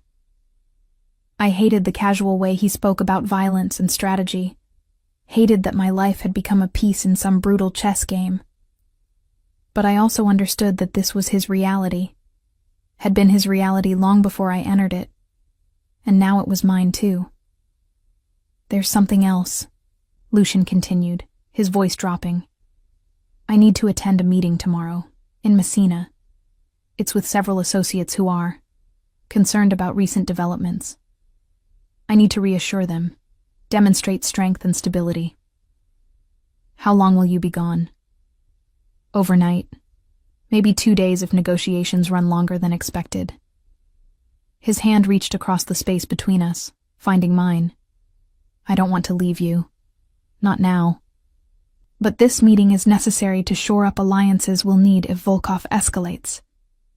Then go. I squeezed his hand. I'll be fine. Constantine will be here, and half of Sicily's security force seems to be camped on our grounds. Promise me you'll stay inside. No garden walks, no terrace visits, just the villa interior. Lucian, please. The single word held so much. Fear, desperation, love barely contained. I can do what needs to be done in Messina if I know you're safe here. If I'm worrying about you, I'll be compromised, and that puts us both in more danger. Put that way, I couldn't refuse. I promise. Villa interior only until you return. He brought my hand to his lips, pressing a kiss to my knuckles that felt like a vow. I'll be back as soon as I can. And Valentina? If anything happens, anything at all, you do exactly what Constantine tells you. No questions, no hesitation. He has instructions to get you to safety by any means necessary. The seriousness in his voice sent ice through my veins. You're frightening me. Good. His honesty was brutal. Fear keeps you alert. Alert keeps you alive. This isn't a game, and Volkov isn't a man who plays by rules. If he sees an opportunity, he'll take it. Consequences be damned. Lucian left before dawn the next morning. I woke to find a note on my nightstand. Just a few words in his precise handwriting. Stay safe. Come back to me. L. The villa felt different without him. Larger, colder, more fortress than home. I kept my promise, staying within the interior walls, but the restriction made me restless. I tried to work on embroidery projects but couldn't concentrate. Tried to read but found the words sliding past without comprehension. By afternoon, I was pacing my sitting room like a caged animal. Constantine appeared around 4 o'clock, his expression carefully neutral. Signora Marchetti, everything all right? Fine, just restless. I forced a smile. Any word from Lucian? He arrived safely in Messina. The meeting is progressing as expected. Constantine hesitated, then added, "He asked me to check on you every few hours.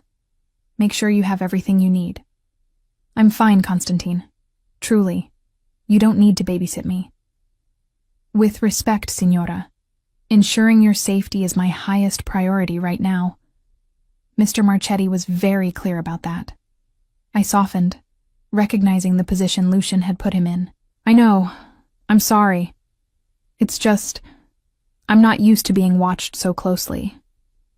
I understand, but it won't be for much longer. Once the Volkov situation resolves, things will return to normal. Except normal for me would still mean being married to a man whose business required armed guards and strategic violence.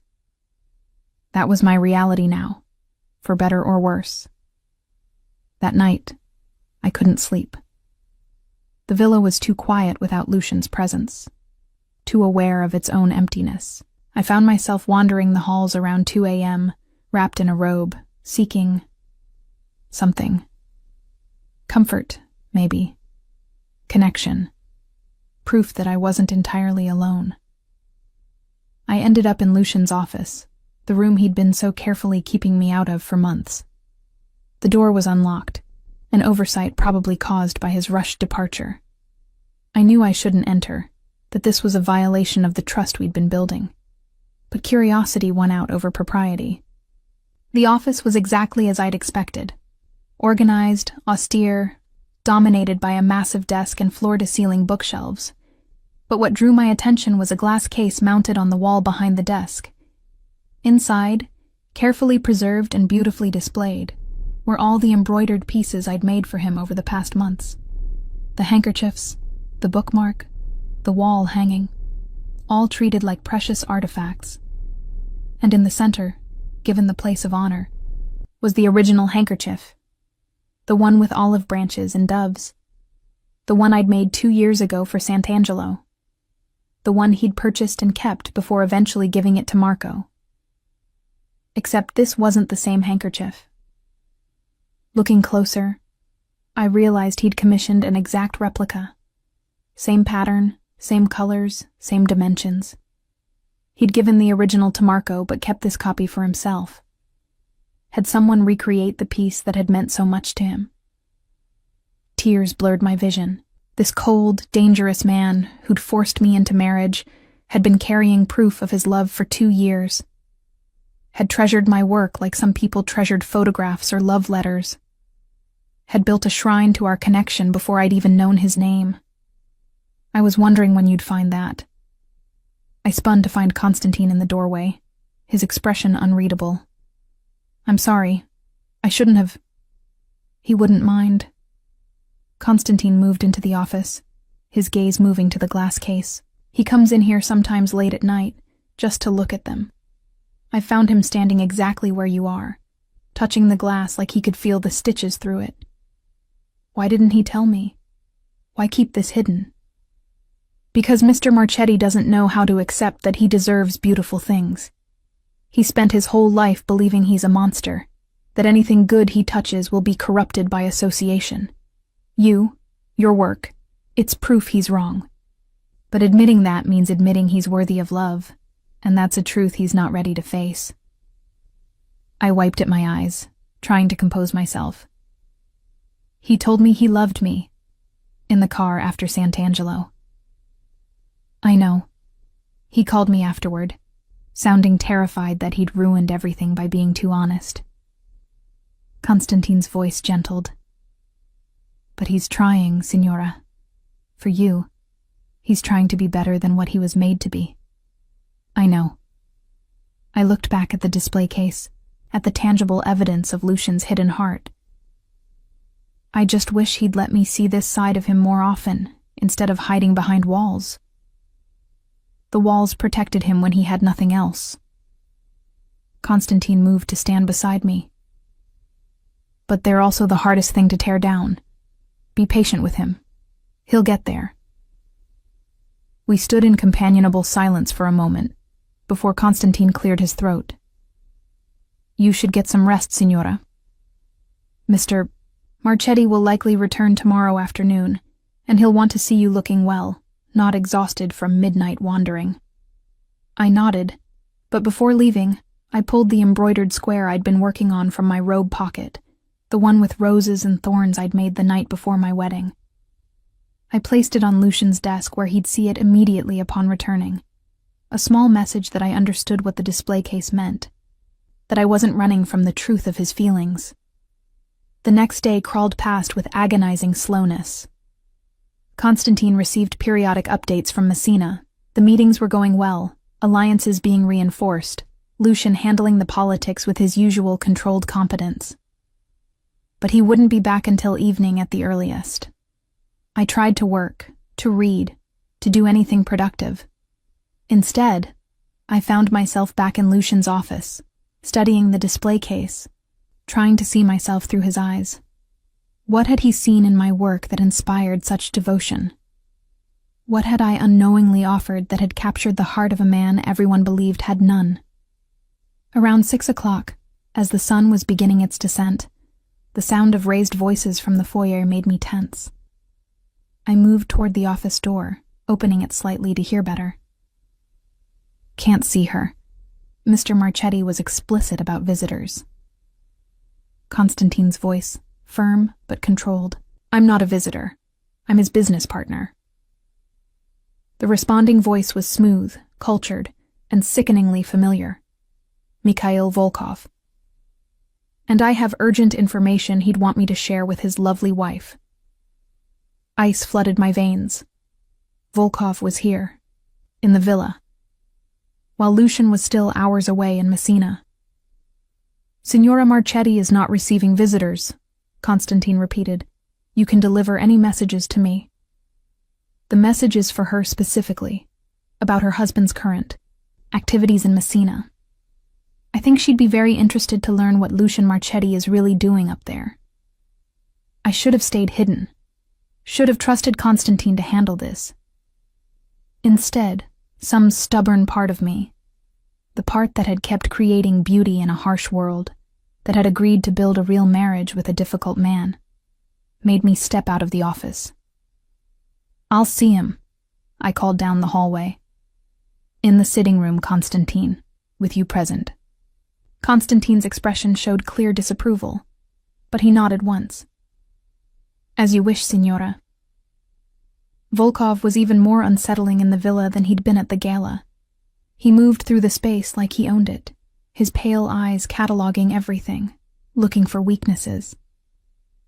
When I entered the sitting room with Constantine at my side, Volkov's smile was the predator recognizing prey.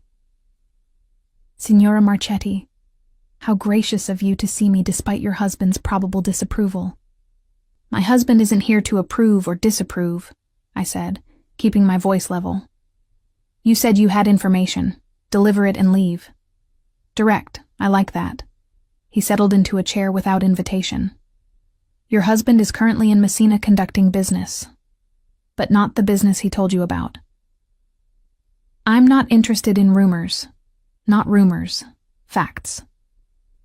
Volkov pulled out his phone, showing me a photograph.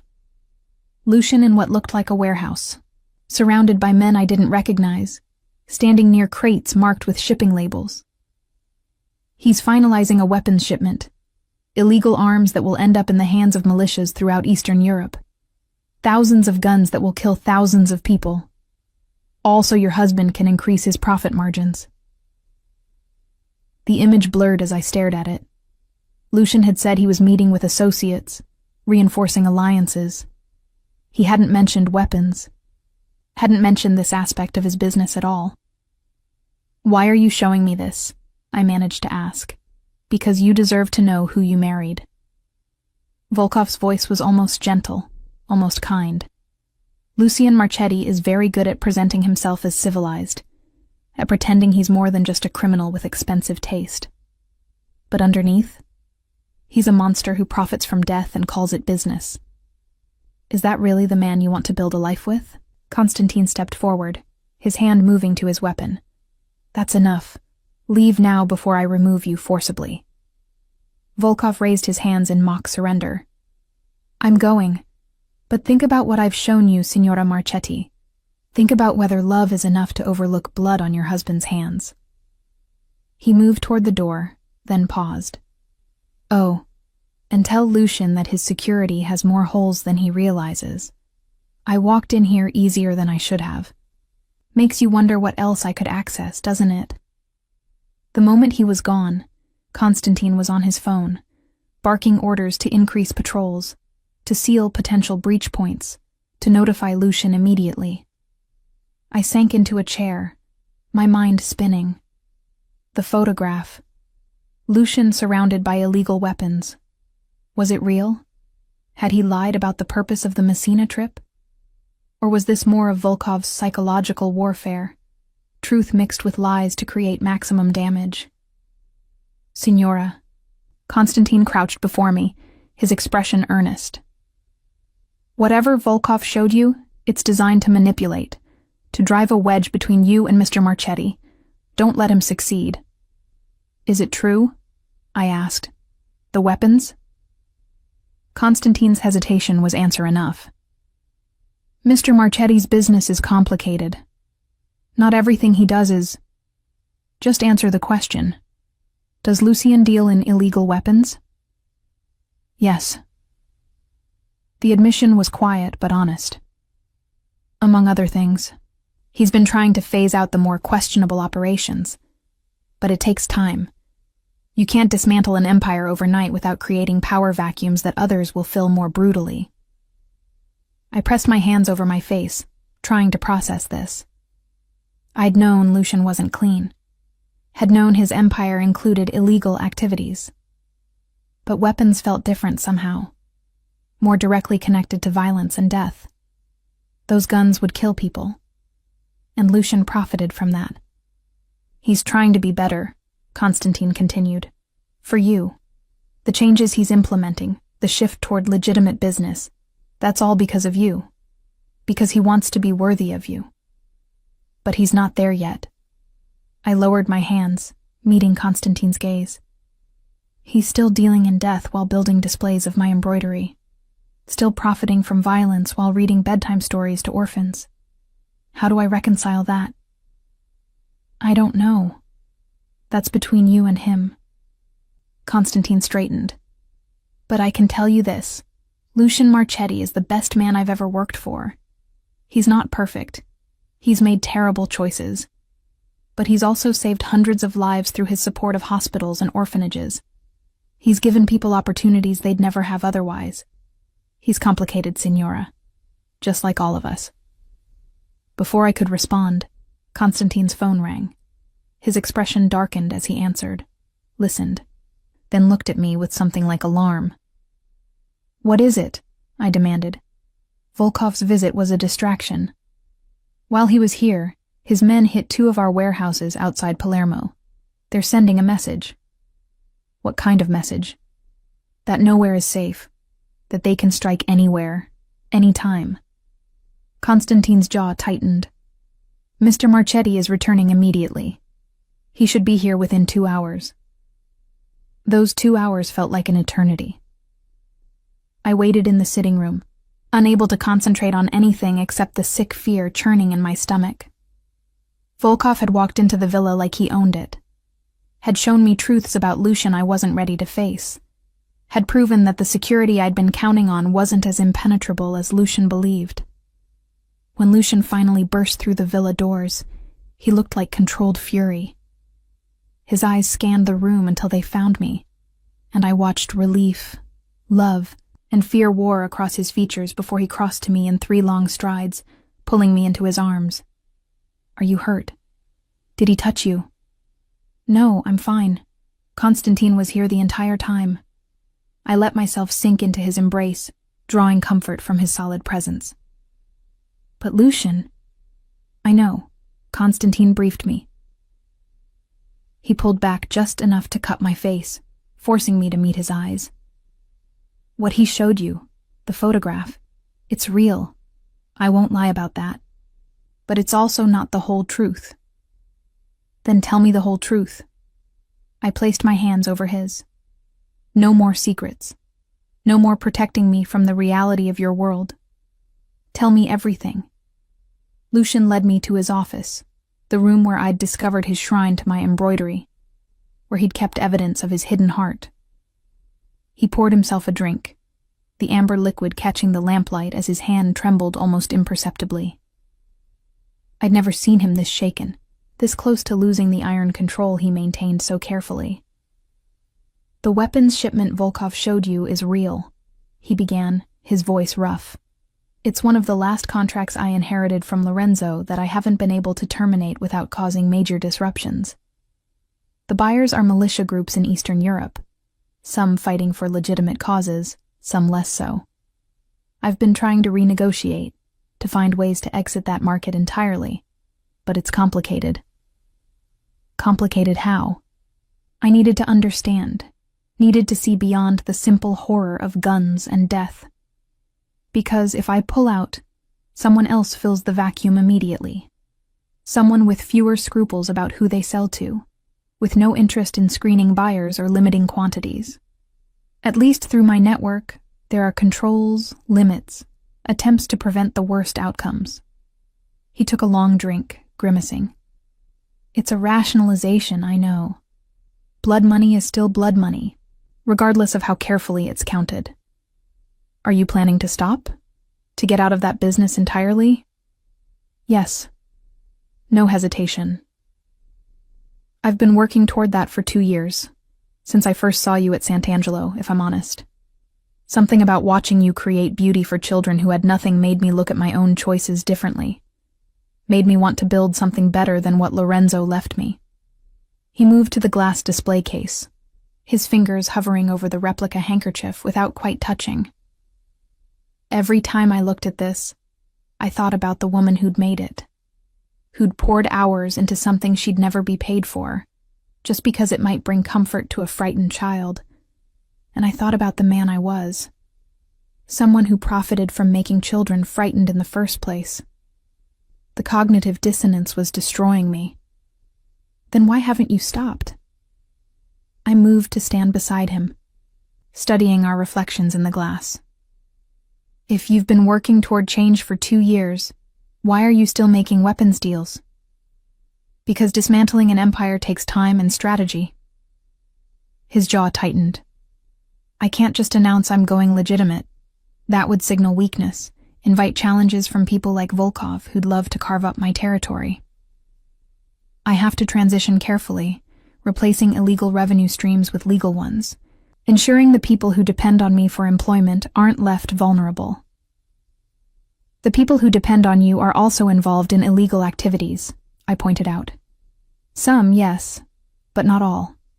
For every gun shipment, there are 100 legitimate employees in my restaurants, my hotels, my import businesses, families who depend on steady paychecks, who don't know or care about the darker aspects of how I built this empire.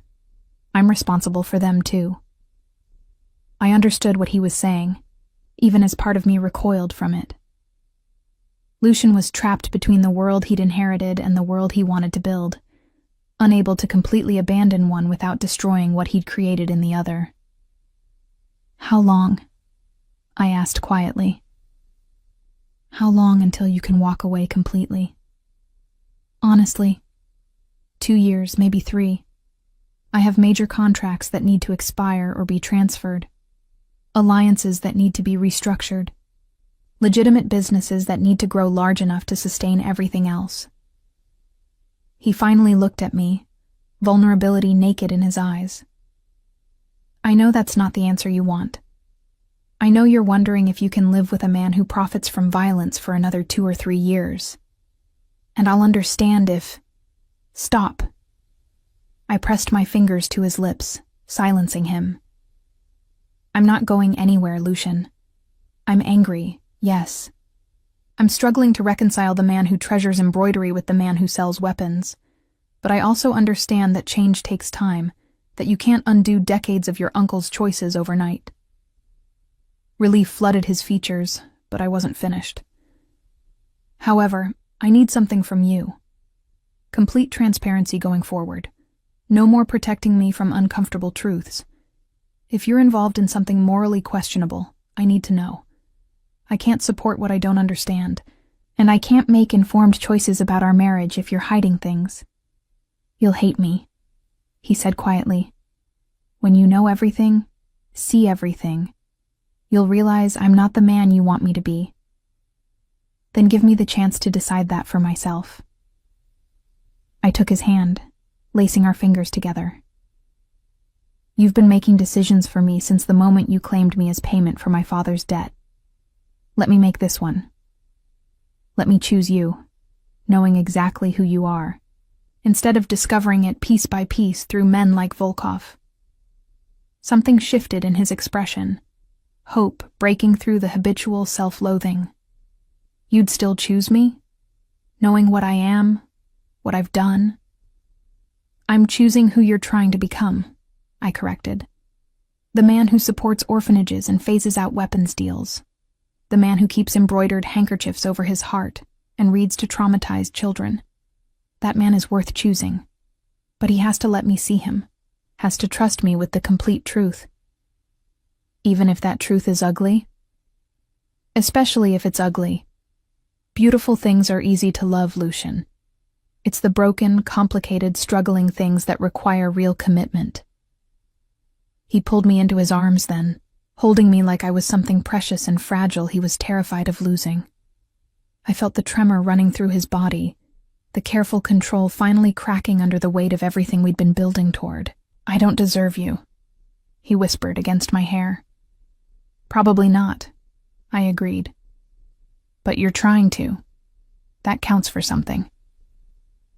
We stood like that for a long time, wrapped in each other while the villa settled into nighttime quiet around us.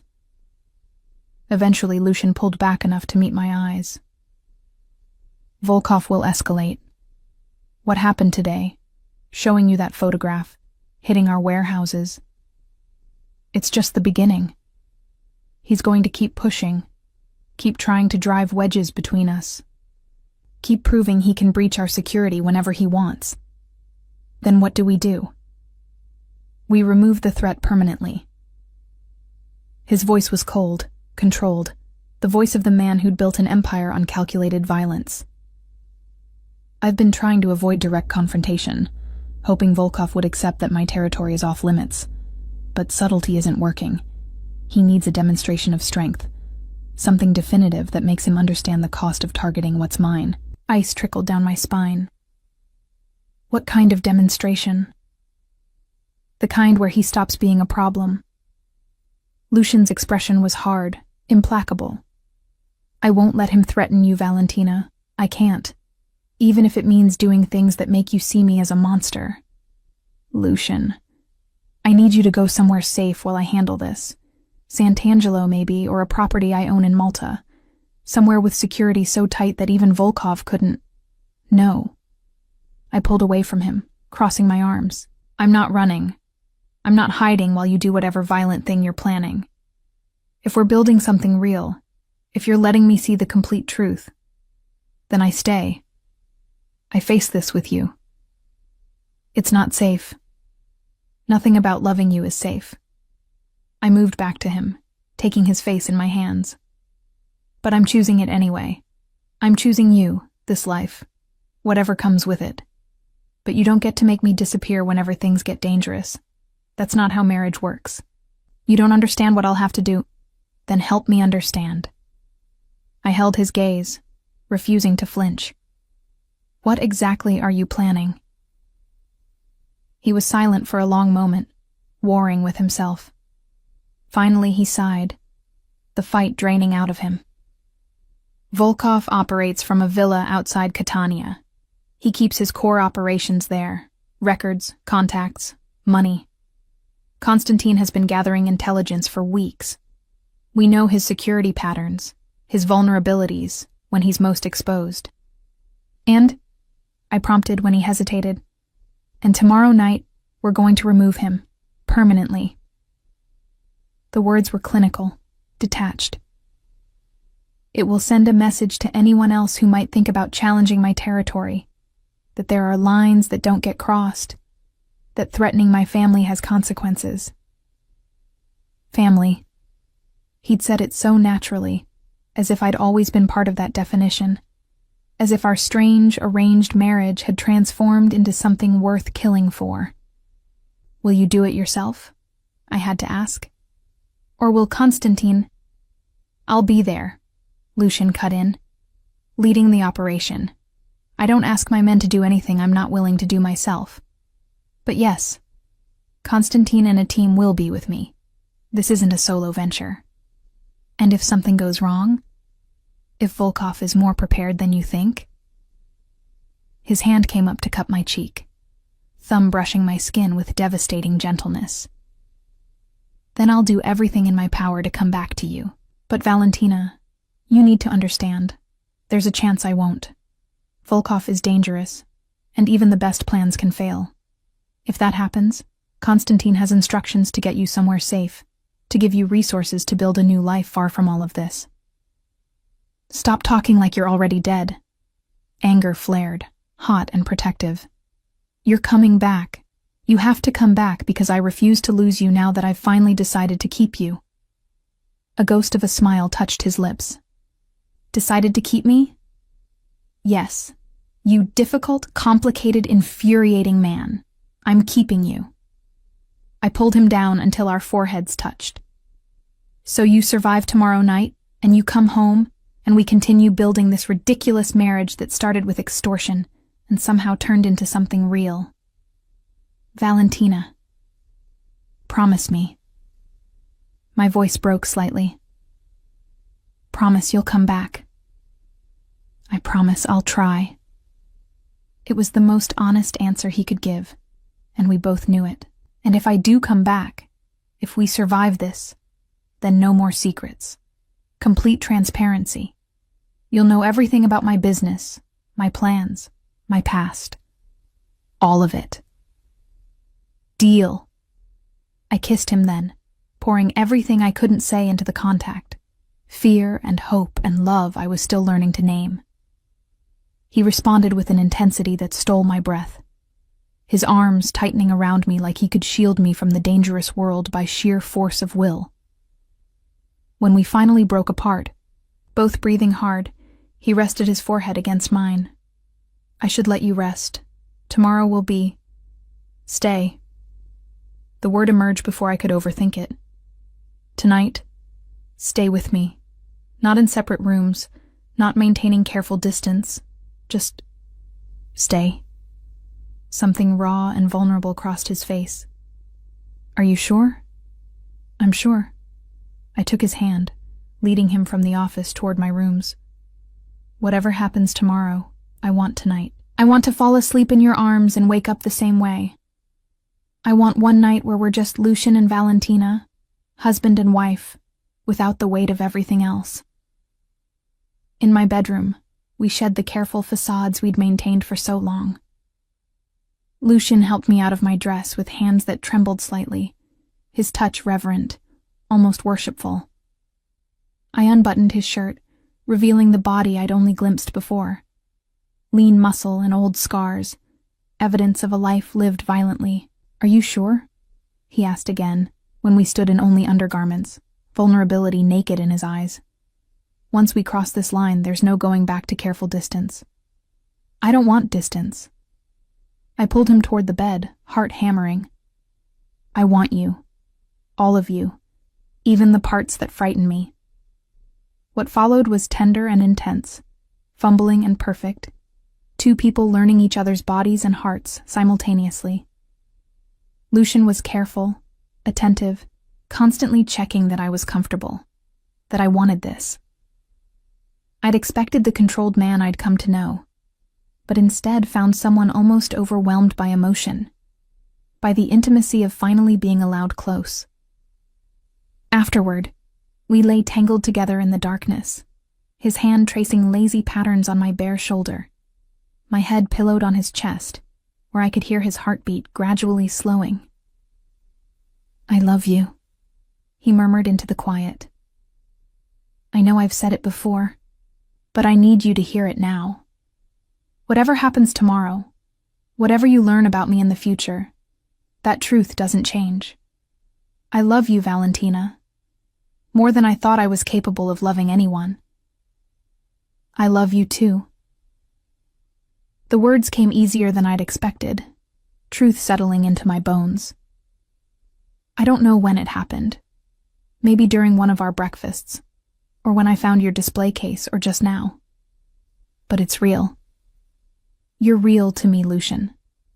Not the reputation or the empire, just you. His arms tightened around me, as if he could keep me safe through proximity alone. Promise me something. Anything. If tomorrow goes wrong, if I don't come back, don't mourn too long. Build the life you deserve, the one you would have had if your father hadn't gambled it away. Find happiness, even if it's without me. Stop. I lifted my head to look at him in the darkness. You're coming back. I won't accept any other outcome. He smiled, sad and tender. Your faith in me is humbling. My faith in us, I corrected. We've come too far, survived too much to end like this.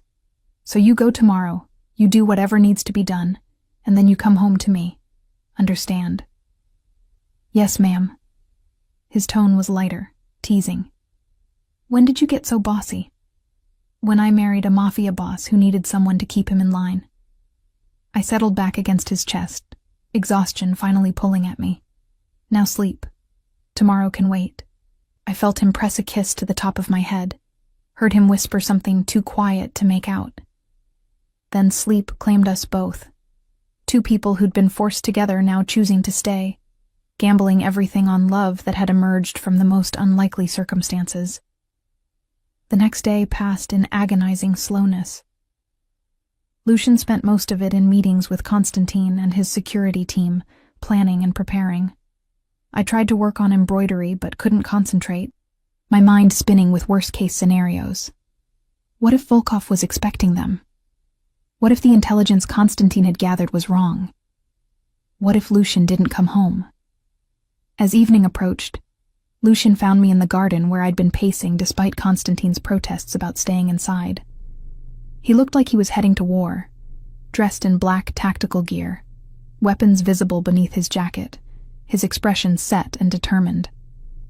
I'm leaving soon, he said, pulling me into his arms. Constantine will stay here with you. Half the team remains to secure the villa. You'll be safe. I don't care about safe. My fingers clutched his jacket. I care about you coming back. I will. He tilted my chin up, his kiss soft and lingering. I have too much to come back to. Too much worth fighting for. Lucian, no goodbyes. He pressed another kiss to my forehead. Goodbyes are for endings. This is just, see you soon. I watched from the terrace as he left, his team moving with military precision toward the waiting vehicles. Constantine stood beside me, his presence solid and reassuring. He'll make it back, Signora. Mr. Marchetti is the best strategist I know. He doesn't take unnecessary risks. But this whole thing is an unnecessary risk, I argued. There has to be another way to handle Volkov without direct confrontation. Not anymore. Volkov made this personal when he threatened you. In our world, that can't stand. The hours that followed were the longest of my life. Constantine and I waited in the sitting room, neither of us able to pretend normalcy. Around midnight, his phone buzzed with a text message. His expression gave nothing away as he read it, but I saw tension leave his shoulders. They've completed the primary objective. No casualties on our side. They're en route back now. Relief crashed through me so intensely I nearly collapsed. Lucian's all right? Minor injuries, but functional. He insisted on checking on you before seeking medical attention. Constantine's mouth quirked in something like amusement. Stubborn man. 20 minutes later, I heard vehicles approaching. I ran to the foyer despite Constantine's protests about protocol, needing to see with my own eyes that Lucian had survived. When he walked through the door, bloodied, exhausted, but alive and whole, something inside me broke and reformed simultaneously. You came back. I crossed to him, careful of obvious injuries but needing to touch him, to confirm his reality. I promised I'd try. His smile was tired but genuine. Turns out I'm very motivated to keep promises made to my wife. You're hurt. I noticed the makeshift bandage on his arm, the way he was favoring his left side. Nothing serious. Volkov put up more fight than expected, but he didn't finish the sentence. Didn't need to. The outcome was clear from his presence here. Over the next few hours, as a doctor examined Lucian's injuries and patched him up, Konstantin briefed me on what had happened. Volkov was gone. His core operations dismantled, his network scattered. The threat had been neutralized, though at a cost I tried not to dwell on too closely. "It's over," Lucian said later when we were alone in his room. "Our room now," we'd silently agreed. "Volkov won't threaten you again. No one will. And the others, his associates? We'll think very carefully before challenging my territory." His voice was flat, exhausted. "This is what I am, Valentina. This is what my world requires. Violence answered with violence. Threats eliminated with precision. If you can't live with that—" "I can live with it," I interrupted. "Not happily, not without moral struggle. But I can live with it, because I understand the alternative. You either control the violence or it controls you. You've chosen the former, and while I wish there was another way, I accept that this is the reality we're in. For now," he added.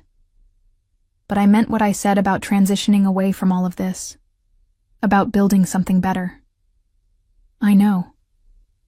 I settled beside him on the bed, careful of his injuries. "And I'll be here while you do it. Supporting you, challenging you, keeping you accountable. That's what partners do." He pulled me close, his body relaxing for the first time since he'd returned. Partners. I like that. 18 months later, the villa had transformed in ways both subtle and profound. Lucian had kept his promise about transparency. I now sat in on some of his business meetings, understood the intricacies of his operations, knew exactly which ventures were legitimate and which still existed in moral gray areas. The weapons contracts had been terminated, that revenue stream replaced by expanded real estate and hospitality holdings. It wasn't perfect. There were still aspects of his business I wished didn't exist. But progress was measurable, real. Sant'Angelo had flourished with increased support. Isabella now overseeing not just the orphanage, but also educational programs and job training for older children. Lucian visited less frequently than before. But when he did, I came with him. The children knew us as a couple now, witnessed the strange marriage that had started with force and evolved into genuine partnership. My embroidery business had grown beyond what I'd imagined. With Teresa's help managing logistics and Lucian's contacts providing connections to high-end clients, I was creating pieces for people across Europe.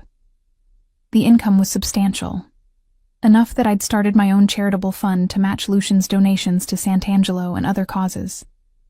But the biggest change was simpler, more intimate. Lucian and I had learned to build a life together. Not the careful, distant coexistence of our first months, but real partnership. We argued sometimes about his business decisions, about the pace of change, about how much risk was acceptable. But we also laughed, supported each other, built something neither of us had expected when we'd stood in that chapel exchanging reluctant vows. On our 2-year anniversary, Lucian surprised me with a ceremony, not a wedding. We were already married, but a renewal of vows. This time at Sant'Angelo, with Isabella and the children as witnesses, with no force or obligation, just choice. 2 years ago, I claimed you as payment for a debt, Lucian said, his voice steady but emotional. It was selfish, manipulative, and wrong, but it was also the best decision I ever made, even if I made it for terrible reasons. Today, I'm asking you to choose me again. Not because you're obligated, not because you're trapped, but because you want to. Will you, Valentina? Will you choose to stay married to this complicated, damaged man who loves you more than anything else in his life? I looked at him, this man who'd forced his way into my life and somehow become my home, who kept my embroidery in a glass case like treasure, who read to traumatize children and fought to build something better than what he'd inherited, who made me furious and proud in equal measure, who'd learned to tear down walls and let me see the heart underneath. Yes, I said simply. I choose you, Lucian Marchetti. Every complicated, infuriating, beautiful part of you, now and always. We exchanged new rings that day, simple bands I'd embroidered with our initials, sealed under glass so they'd last forever. And as we stood in the chapel where Lucian had once been a frightened boy, surrounded by children who represented everything good he was fighting to create, I realized something profound. Love doesn't always arrive the way we expect. Sometimes it's forced on us, thrust into our lives through circumstances we didn't choose. But that doesn't make it less real when it finally takes root. Sometimes the most beautiful things grow from the most unlikely beginnings, like hope embroidered into handkerchiefs, or marriages that start with debt and become devotion. Our story wasn't a fairy tale. It was messier than that, more complicated, built on foundations that would never be entirely clean. But it was ours, chosen despite everything, maintained through conscious effort, growing stronger every day we decided to stay. And in the end, maybe that was worth more than any easy love story. Because we'd fought for this. We'd earned every moment of peace, every laugh shared, every morning waking up together. We'd transformed a transaction into a marriage, obligation into partnership, force into choice. That night, as we stood on the terrace of the villa watching stars emerge above Sicily, Lucian's arms around me and my hand resting over his heart where I knew my handkerchief still lived in his pocket, I felt completely certain of our future. It wouldn't be perfect. There would be more challenges, more ethical struggles, more moments where we'd have to choose each other over easier paths, but we would face them together. Two people who'd been forced together by fate and chose to stay because of love. "What are you thinking?" Lucian murmured against my hair. "That I'm glad my father gambled badly." The admission would have seemed insane 2 years ago, but now it was just truth. If he hadn't, we never would have found each other. I would have found you eventually. His arms tightened. I was already looking for ways to approach you, to introduce myself without terrifying you. Your father's debt just accelerated the timeline. Still sounds creepy when you phrase it that way. I know. I felt his smile against my temple. But it's our story. Strange beginning and all. Strange beginning, I agreed. But good middle. And hopefully a long, complicated, beautiful future. I'll spend that future earning your trust, he promised. Earning the choice you make every day to stay with me. You already earned it. I turned in his arms to face him. But I like that you're still trying. Shows you haven't gotten complacent. Never with you, amore. He used the endearment that had evolved between us, more meaningful than any grand declaration. With you, I'll spend every day grateful and trying to be worthy. As we stood there wrapped in each other under the Sicilian stars, the villa settled into nighttime quiet around us. Somewhere inside, Teresa was probably tidying up. Constantine was reviewing security protocols. The household continued its rhythms. Normal life built around our abnormal beginning. And in my workshop, new projects waited. Pieces I was creating not out of obligation or survival, but out of joy. Because that's what love had given me. The freedom to create beauty not as escape or therapy, but as celebration. Every stitch a reminder that even the darkest patterns could be transformed into something worth treasuring. Just like our marriage. Just like us.